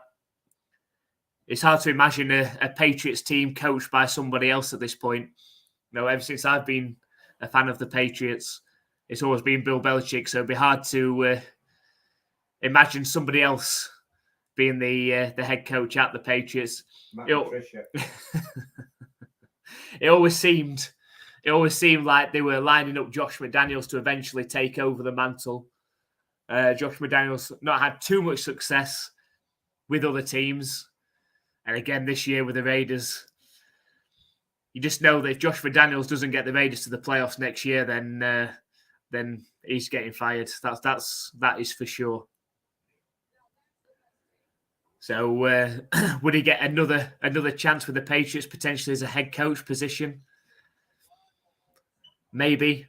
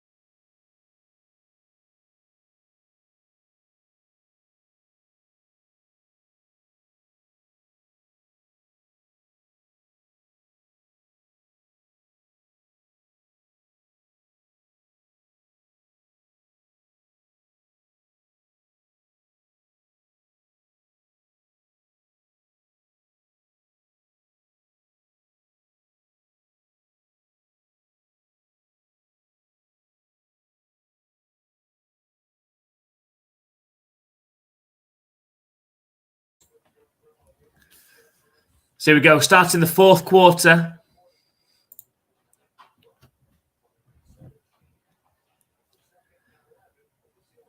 Second and 11 for the 49ers from the Seahawks 40-yard line. Can this Seattle defense force a punt? That's what they need. Play action pass from Brock Purdy. He has a wide open. Oh, he's found him. For Jennings. Finds Jennings. It was close. It could have been an interception the way that the defender was coming in. He managed to drop the ball right into Jennings, who looks like he's got all the way down to the 6-yard line.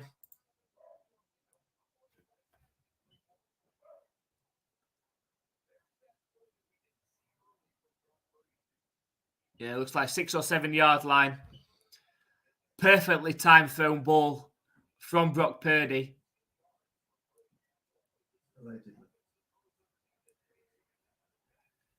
It's play action pass.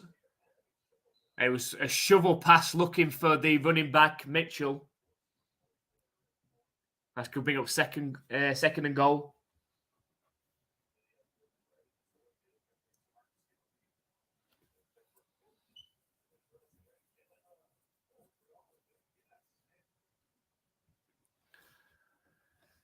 From a Seahawks perspective, you've got to be stopping a field goal attempt. Very tough to come back from 13 or 14 points down.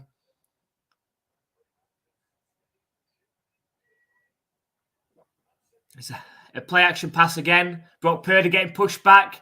Managed to evade the sack. Finds Elijah Mitchell wide open. Oh my God. And it is a touchdown for the 49ers.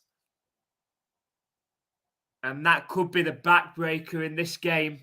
They are going to go for 2 now. We've got some pushing and shoving between the players. Well improvised by Brock Purdy. He was under pressure. Had the potential of going down for the sack. Spun out of it. And found a wide open Mitchell in the flat. Nobody around him. Who strolled into the end zone. And that's going to take us to 29-17. And the 49ers are going to go for 2 points. to try and make it a 14-point game.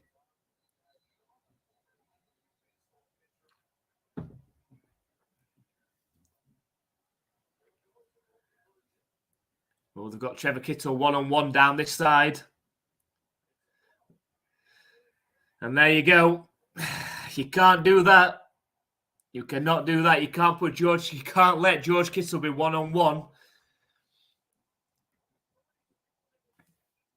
Lined up in tight. They had nobody outside George Kittle. And George Kittle's going to win that 9 or 10 times out of 10. Quick 2-yard out. He's into the end zone, catches it. We've got a 31-17 ball game.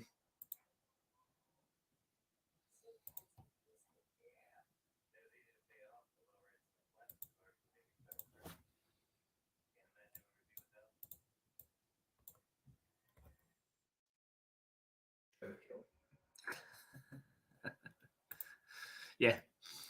George Kittle, not Trevor. I was getting mixed up with a football referee called Trevor Kettle.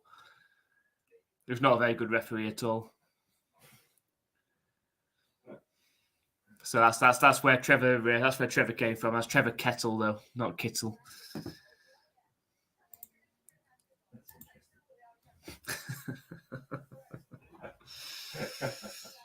Cheers. Under the beer.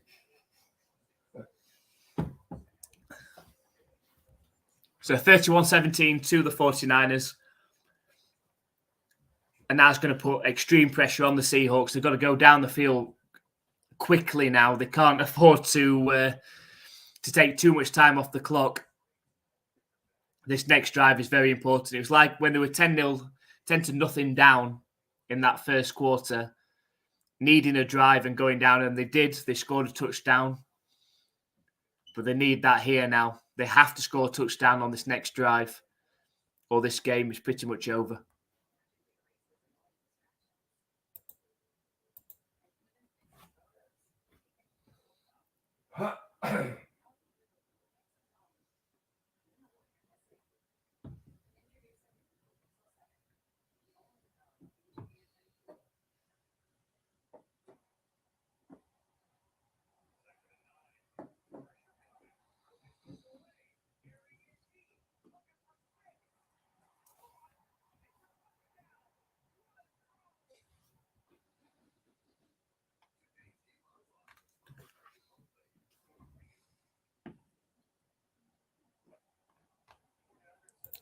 So we go 31-17 in this game. 14 minutes remaining. Can the Seahawks find a way back into this? Let us know in the comments. Can the Seahawks come back from 14 points down? It's a tall order. The kick is off. Returnable. Well covered. A good tackle. Thought it makes its way back to the 18-yard line.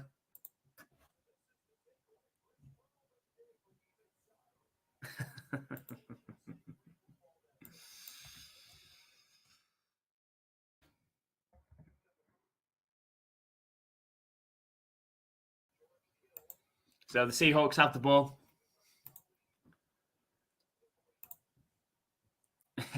It is Saturday night, yeah. Yeah, I'm contemplating even watching the Jaguars game now. We'll see how it goes. 1st and 10 for the Seahawks. Good pass from Geno Smith. First down, 15 yards on first down to DK Metcalf. It's hard to watch DK Metcalf now, knowing that the Patriots drafted N'Keal Harry and the Seahawks drafted Metcalf after N'Keal Harry. It's very frustrating. So 1st and 10 for Seahawks, hurrying up to the line. There's a handoff to Kenneth Walker. Finds a gap. Fights his way for a first down, but there is a flag.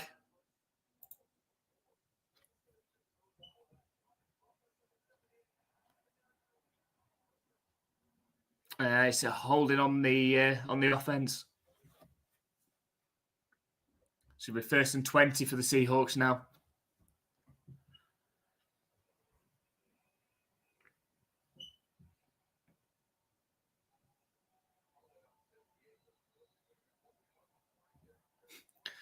replay the show in there. It's not actually the hold, even though that did look like holding as well. So empty backfield for Geno Smith. 1st and 20. Oh, we've got a false start. It's all sort of falling apart for the Seahawks now. That's going to put them back at 1st and 25.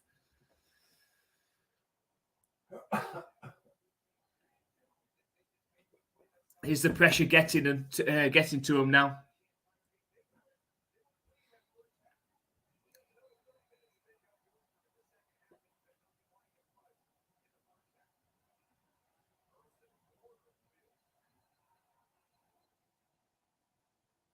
Referee's whistle's going.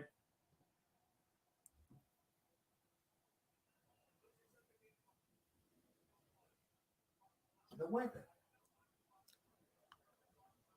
Virgin went underground.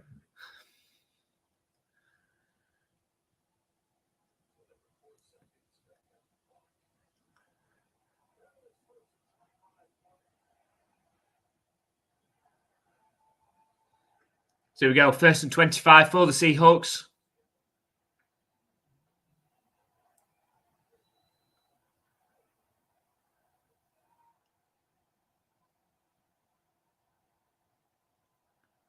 Snap back to Geno Smith looking to pass.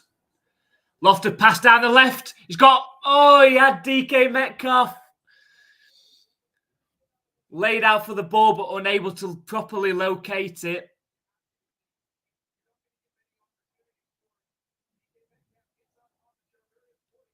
Oh, just out of reach of DK Metcalf through his hands. That would have been a 1st down for the Seahawks. So 2nd and 25. Really need to convert this somehow.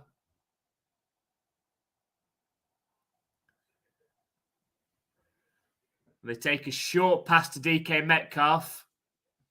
Only gains about 3 yards. There is a flag.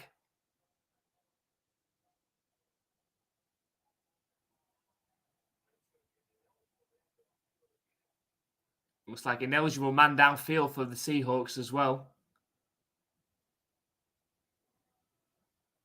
Jesus.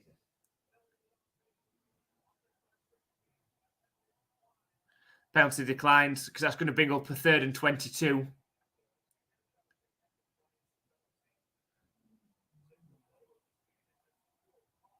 She back practicing trumpet. Trumpet.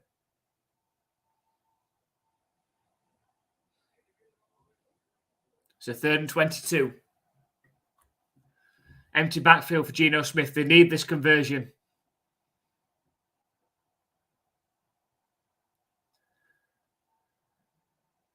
It's a short pass to the running back. No, it's not, to the wide receiver. He managed to gain about 8 yards on the pass play. It's going to bring up 4th down. It's 4th and 13. Seahawks are going to have to punt with just around 12 minutes left in this game. They're going to need a turnover.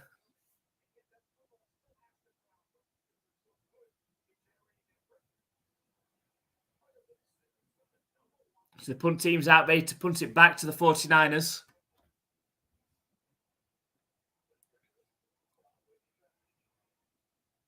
The punt is up. It's a good punt. All the way to the 10-yard of the 49ers. Returnable. Returns it back to the 23-yard line.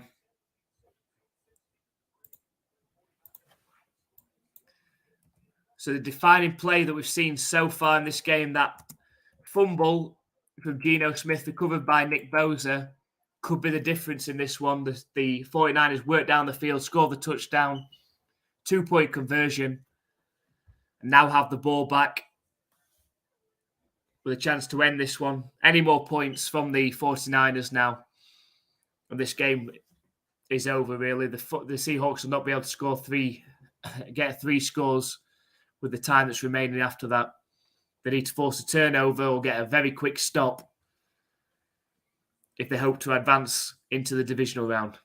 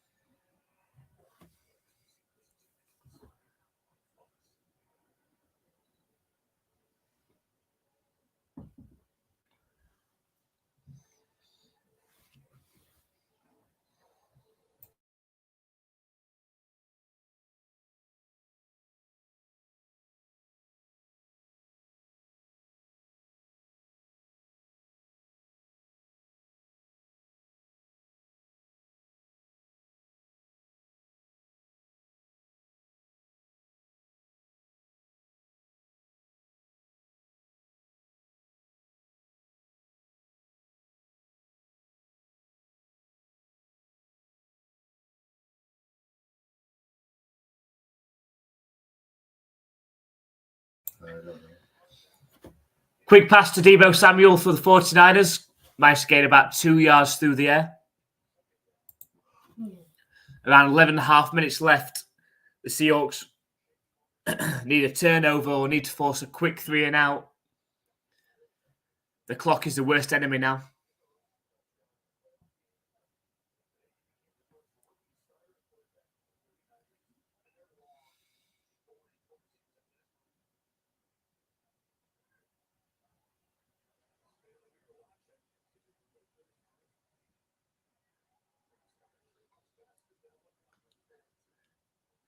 Play action pass for Purdy. Finds a wide open Deebo Samuel. Moves down the sideline. At the 40-yard line. At the 30. At the 20. At the 10. And that is a touchdown for the 49ers. And I think this game is over. This game is over. That is a touchdown for the 49ers. And there's no way back for the Seahawks from here. That makes it 37-17, pending the extra points. Good night. Work it.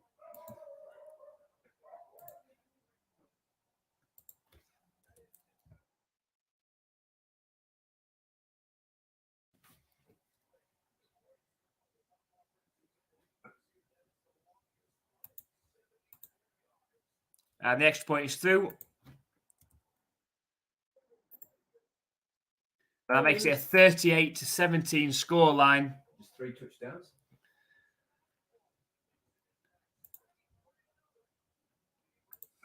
And as Eric has rightly said as well, this game is over. It's amazing now, just one play in American football can make the difference. And that fumble and recovered by Nick Bosa, that then changed the momentum completely in the 49ers' favour. And now, 21 points down. The Seahawks are going to need an absolute miracle from here with the amount of time that's left.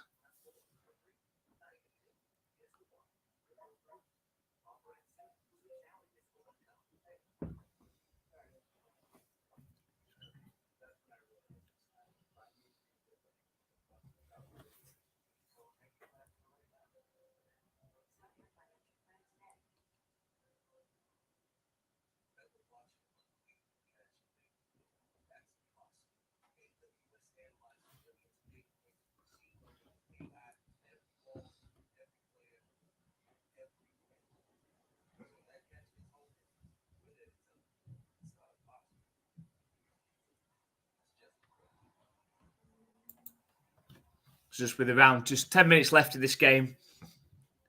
49ers with a commanding 38-17 lead. Hard to see the Seahawks coming back. It's what we predicted from NFL UK Ops. We predicted a tight first half and then the 49ers pulling away in the second half. But really, it's a bit flattering this game in terms of for the 49ers because the Seahawks were in the red zone in a one-score game. And then the fumble came from that. And then obviously the 49ers have taken full advantage of that. Managed to pull out now to a 3-score game. And barring a miracle, quick touchdowns, turnovers, it looks like it's going to be the 49ers are going to be heading into the divisional round and hosting the game next week.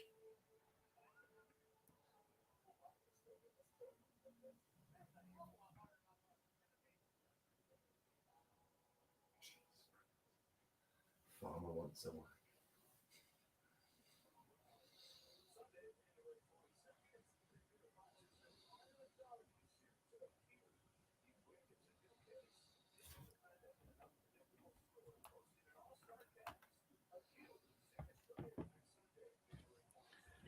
And the kick is off. Bounces just into the end zone. So the Seahawks are going to start from their own 25-yard line.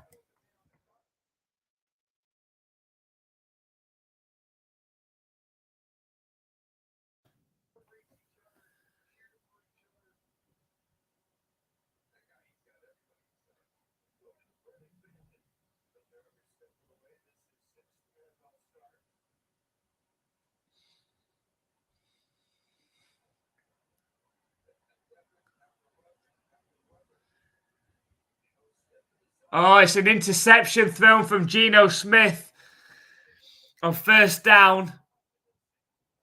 And that really is game over now. 10 minutes and 45 seconds left. And on first down, picked off by the 49ers.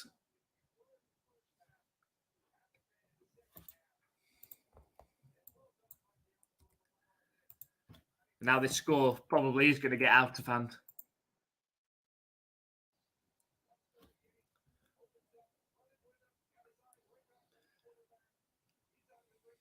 Perfectly read from the defender. Eyes on the quarterback all the way through the play. Steps in front of Tyler Lockett.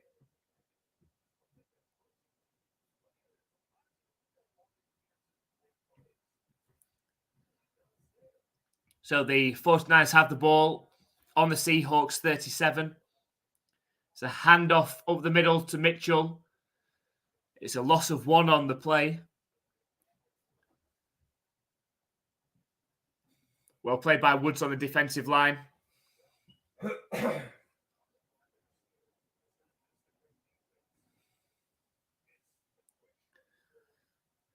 So the Seahawks went in at halftime 17-16 up.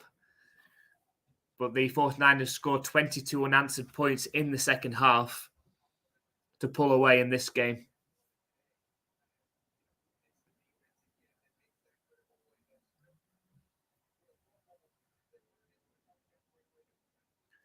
It's toss play to Deebo Samuel.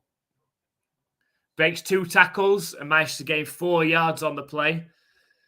Should have probably been for a loss or at least no gain, but managed to gain 4 yards after breaking 2 tackles. And we'll bring up 3rd and 7.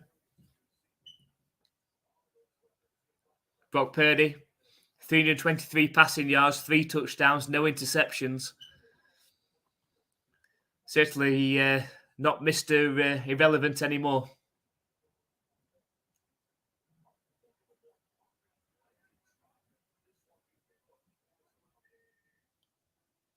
Snap back to Brock Purdy.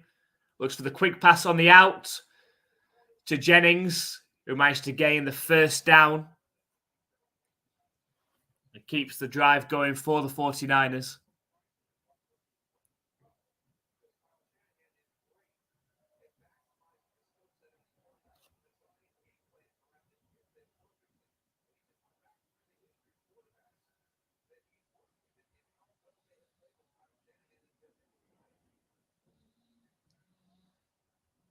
So 1st and 10 for the 49ers from the Seattle 26.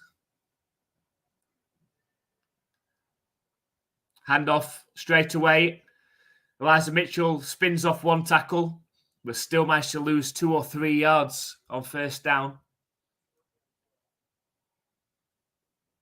Seahawks going to have to be aggressive now on defense.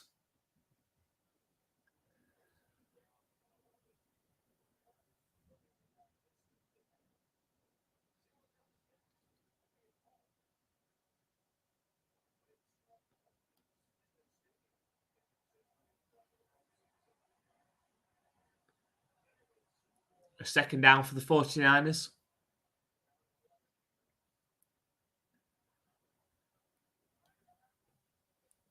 It's a handoff to Mitchell up the middle. Trucks one defender. Managed to gain about 4 yards on that one. That should be up third down. It's a 3rd and 6.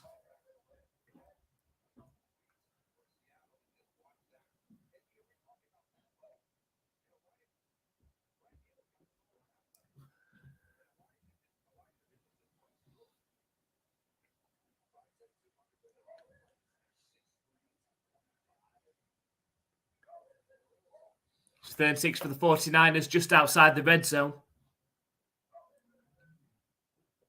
It's a handoff to McCaffrey up the middle. Makes 2 players miss and dives forward. Gains the 1st down. So now into the red zone. The clock ticking under 7 minutes.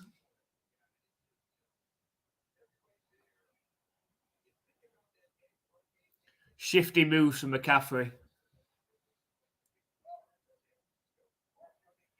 136 total yards and a touchdown for McCaffrey today.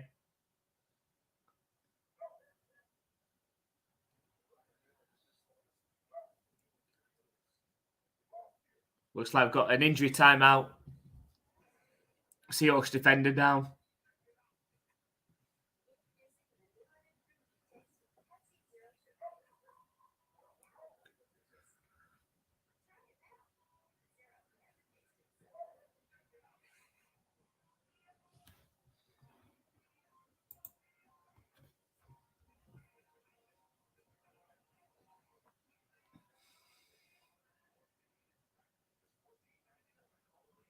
Oh, that looks good.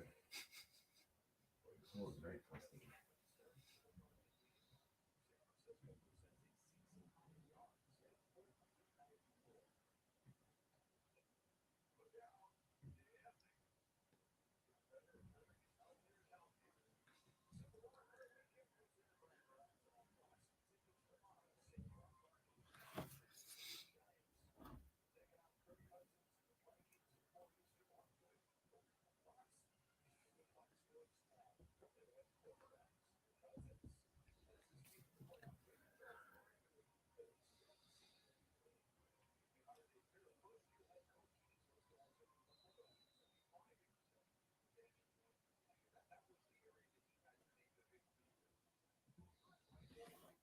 It's 1st and 10 for the 49ers.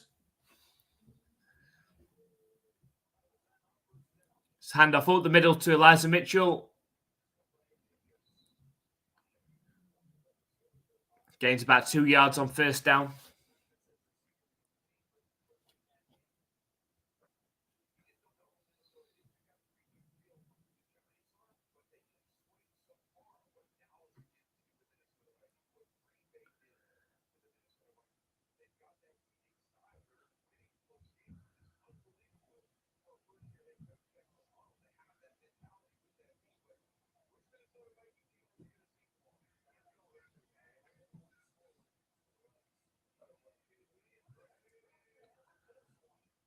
Toss play left to Mitchell.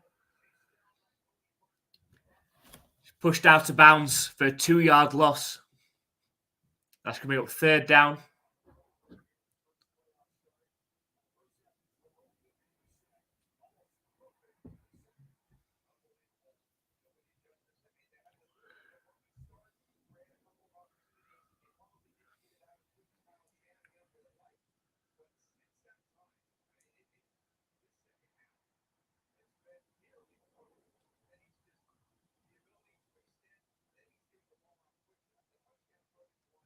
So 3rd and 10 for the 49ers.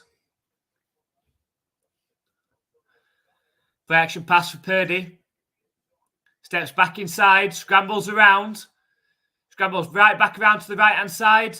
Buys time, misses a player. Oh, and almost finds Brandon Ayuk. If there's ever been a play that looked like a Patrick Mahomes play, that was it. Scrambling around in the backfield, improvising, working from left all the way back to the right-hand side of the field, making 2 players miss and firing to the back of the end zone, and Brandon Ayuk was unable to bring it in right in the back corner of the end zone. What a touchdown that would have been.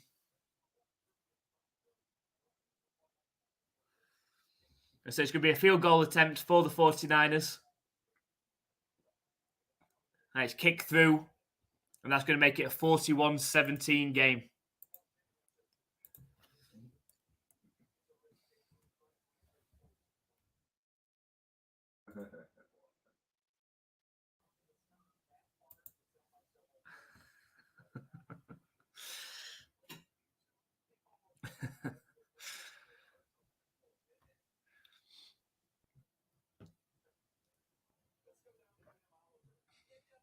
Hopefully at some point, we'll be able to get Andy on screen. But not yet. Not yet. Well, Patreon. We'll keep you guessing. We'll keep you guessing on Andy.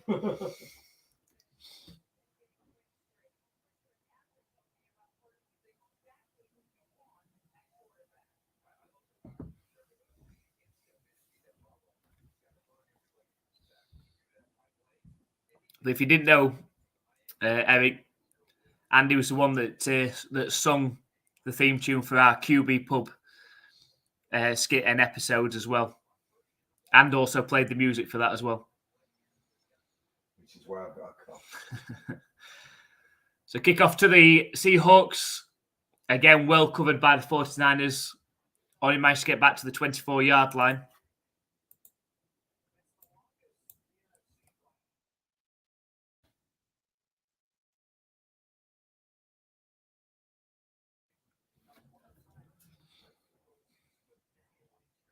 Can I open this window? Why?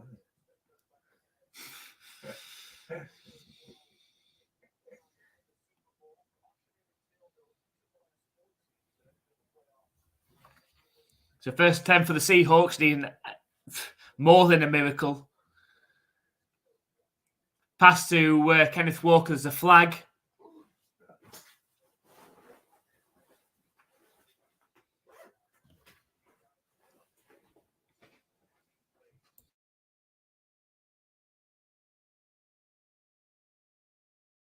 Good. Another ineligible man downfield. Not quite got that right today, the Seahawks, especially in the second half. And he appreciated the cheers as well, Eric.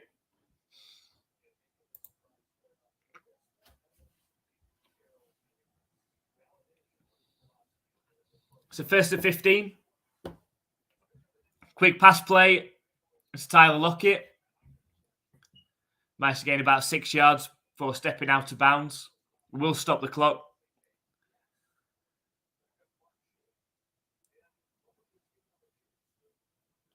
$24 points down with only just over 4.5 minutes left.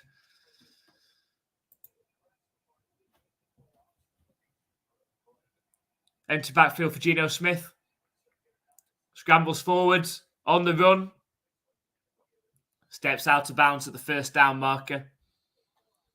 Again, does stop the clock.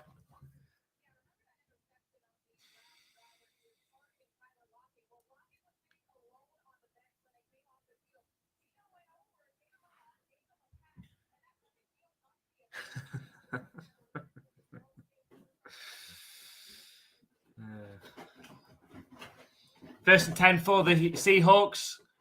Quick pass out to Metcalf. Gains about 3 yards. For the body language you just see from Metcalf there, you know it's over.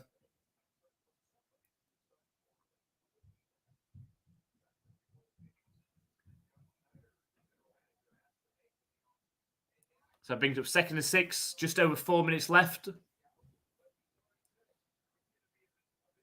So handoff up the middle to Kenneth Walker, dives forward for the first down.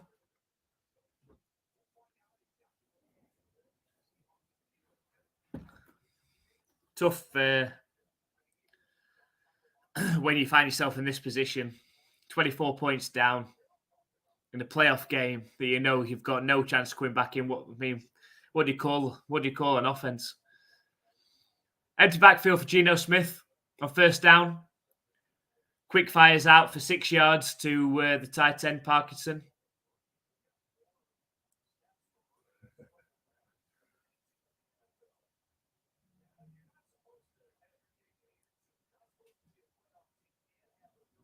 Showing on the screen that the Seahawks, courtesy of that trade with Russell Wilson with the Broncos, will have the 5th overall pick.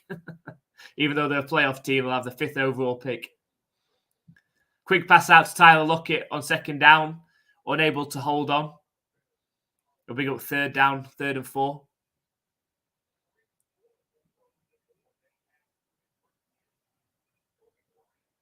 So you've got to say so far, unless Russell Wilson comes back next season, much improved. You know, the Seahawks have definitely won that trade. So 3rd and 4 for the Geno Smith, diving around, scrambling around, looking for a player downfield. Unable to connect, it falls incomplete on 3rd and 4, so it's going to bring up 4th down. Now the Seahawks have to go for it.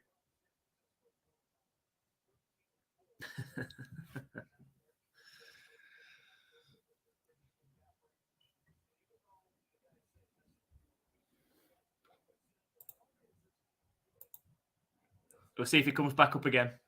There's a couple come up on ours yet. Geno Smith, quick pass out. Looks like just about did enough to convert the 4th down. So just over 3 minutes left. It's 1st and 10 for the Seahawks.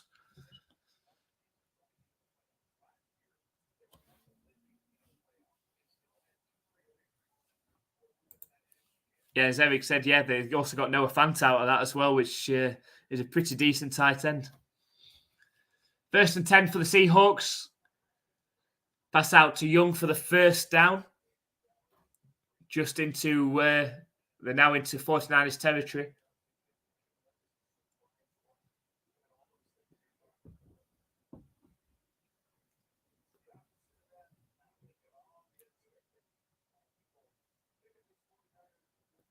So 1st and 10.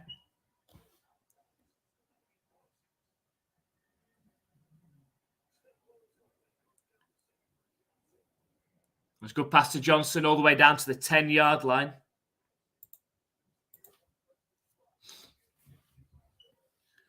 Just under 3 minutes remaining.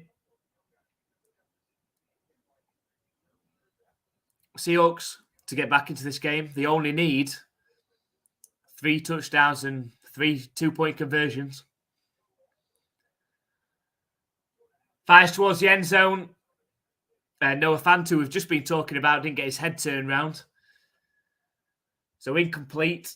2nd and goal now. Just over 2.5 minutes left.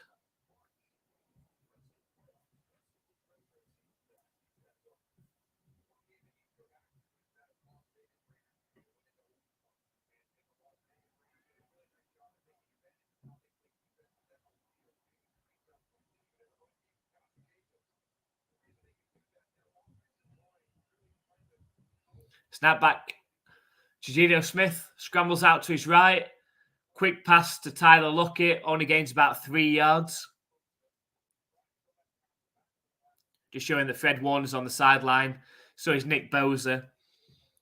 So the 49ers have already pulled the starters.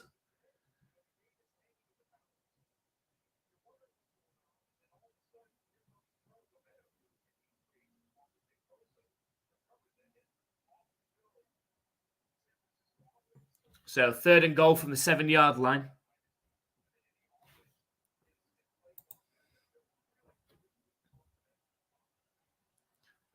So back to Geno Smith under pressure. Evades one sack, but can't evade the second. The ball comes out at the end. Loses 4 or 5 yards on that play. It's going to bring up 4th and goal.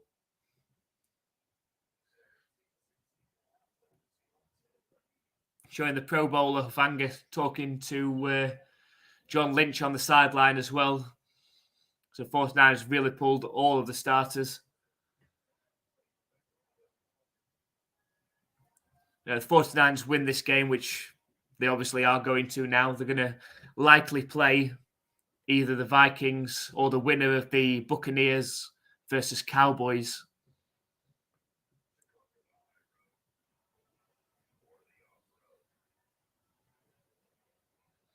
Which, we're pretty confident that the 49ers would beat any of those 3 teams, to be honest.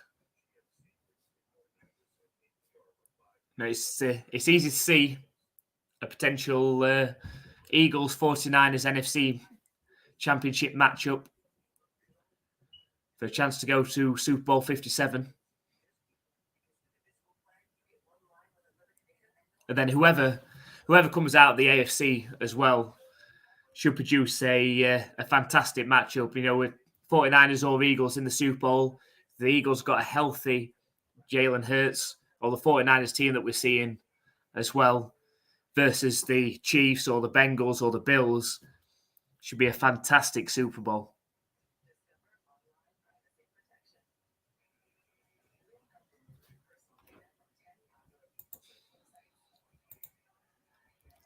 So we're from South Yorkshire. Where are you from, Eric? Just let us know where you're from.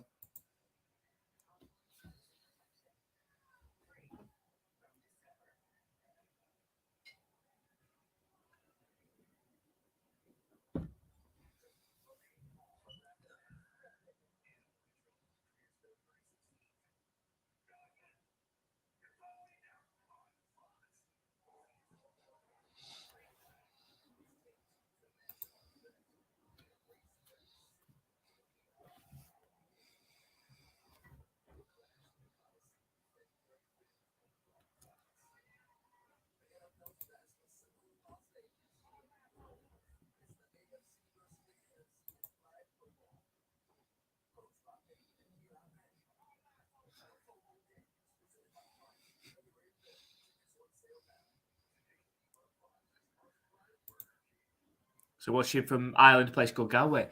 All right. Do you follow the Irish NFL at all? On Twitter and on YouTube. They are pretty big actually. They managed to get tickets and things to big stuff. I don't know how they do, but they managed to and get to do interviews and things. I'm not sure how they've managed to work that one, but they are pretty big. So let us know if you do follow them. So it's 4th and goal with 2 minutes left.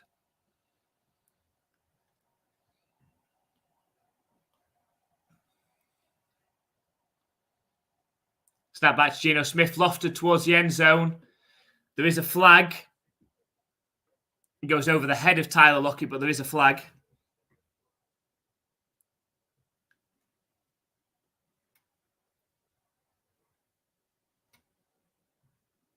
Oh, JJ's back. So it's pass interference, so it's going to bring up a new set of downs for the Seahawks. You make him sound like a football league rather than just a...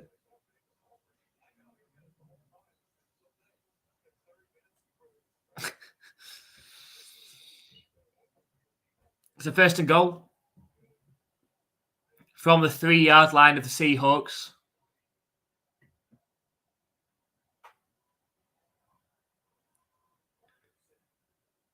Quick pass out to the tight end, falls incomplete. 1 minute, 52 seconds left. What if JJ gives these TV providers logins so we can watch Fox?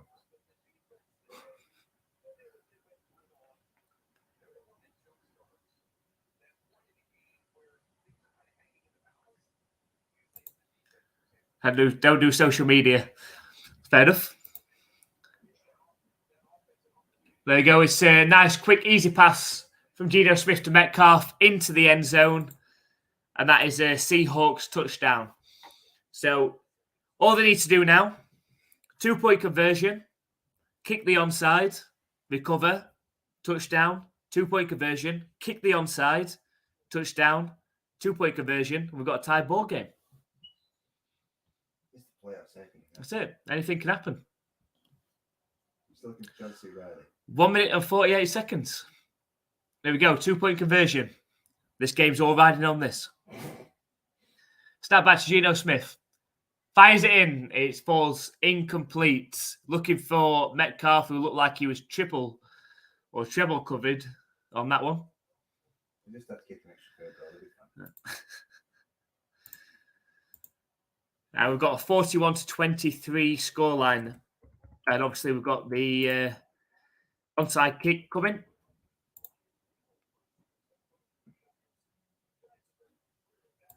So the Irish NFL, there's podcasters from Ireland called the Irish NFL, but they're fairly big on podcasting and things, and they do manage to somehow get tickets for all the London games and manage to do interviews and things like that. So I'm not sure how they've managed to work that one.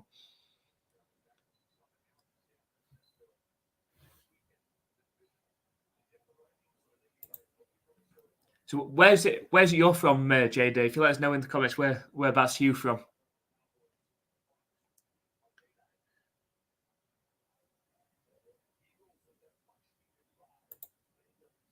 So I've worked with people from Yorkshire before, and one guy would tell me you might be from the Republic of Ireland, but I'm from the Republic of Yorkshire. Yeah, we're our own people. Onside kick is well recovered by the 49ers. The Seahawks do have 2 timeouts left. You imagine they probably will use them, because why not? It's playoff football, you never know.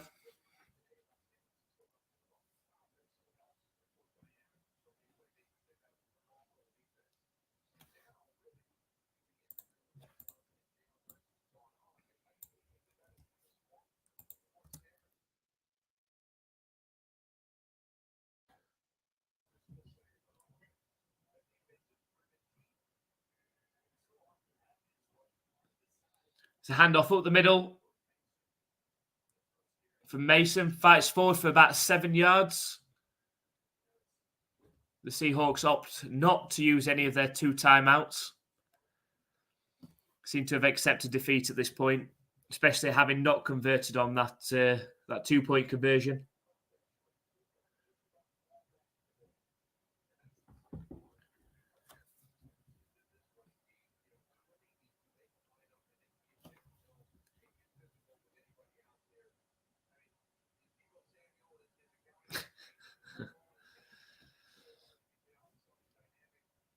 The second 2 for the 49ers. It's a handoff up the middle again to Mason. Fights forward for the first down. And we're just knees away now. If they rested Brock Purdy, who would they put on?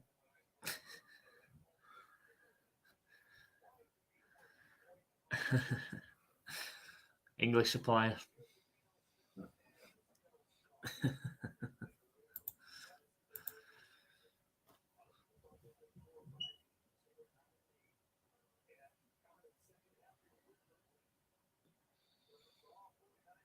So we go on the knee, victory formation for the 49ers. And the 49ers have come away with the win. 41-23 over their divisional rivals. They've pulled off the hat trick. They've beaten the Seahawks 3 times this year. It's got to be said, even though that looks like a big victory for the 49ers, all really switched momentum off of that fumble forced on Geno Smith, recovered by Nick Bosa. And the 49ers never looked back from there in the second half. But up until that point, really good back and forth game. Seahawks fought very well, seemed to find the game plan pretty well, running the ball, controlling the clock. But that fumble really killed it. And the 49ers advanced to the divisional round where they'll face and they'll host either the Minnesota Vikings or the winner of the Cowboys and Buccaneers game.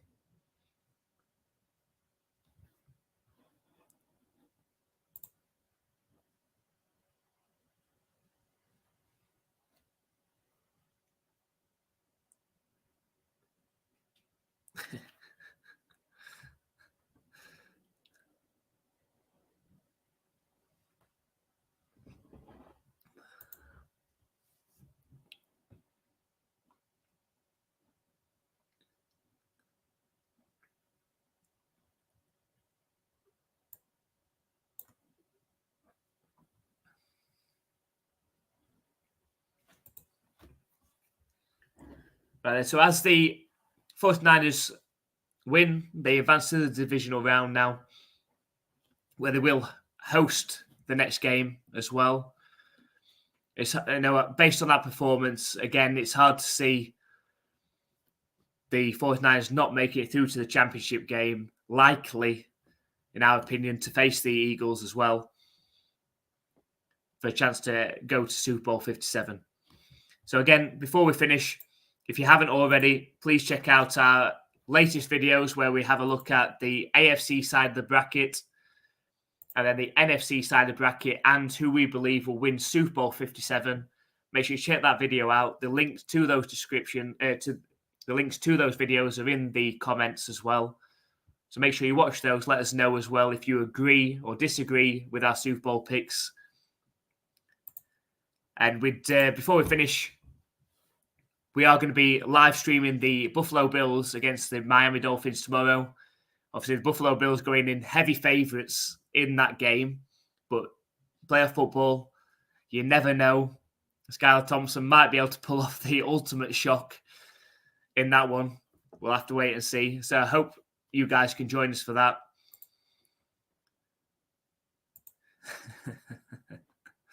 Sometimes. And thank you very much. Special mention, obviously, to Jada and to Eric. Thank you so much for joining us. Hopefully, you guys can join us tomorrow for our live stream as well. Thank you so much for our support, for the support from you on our show as well.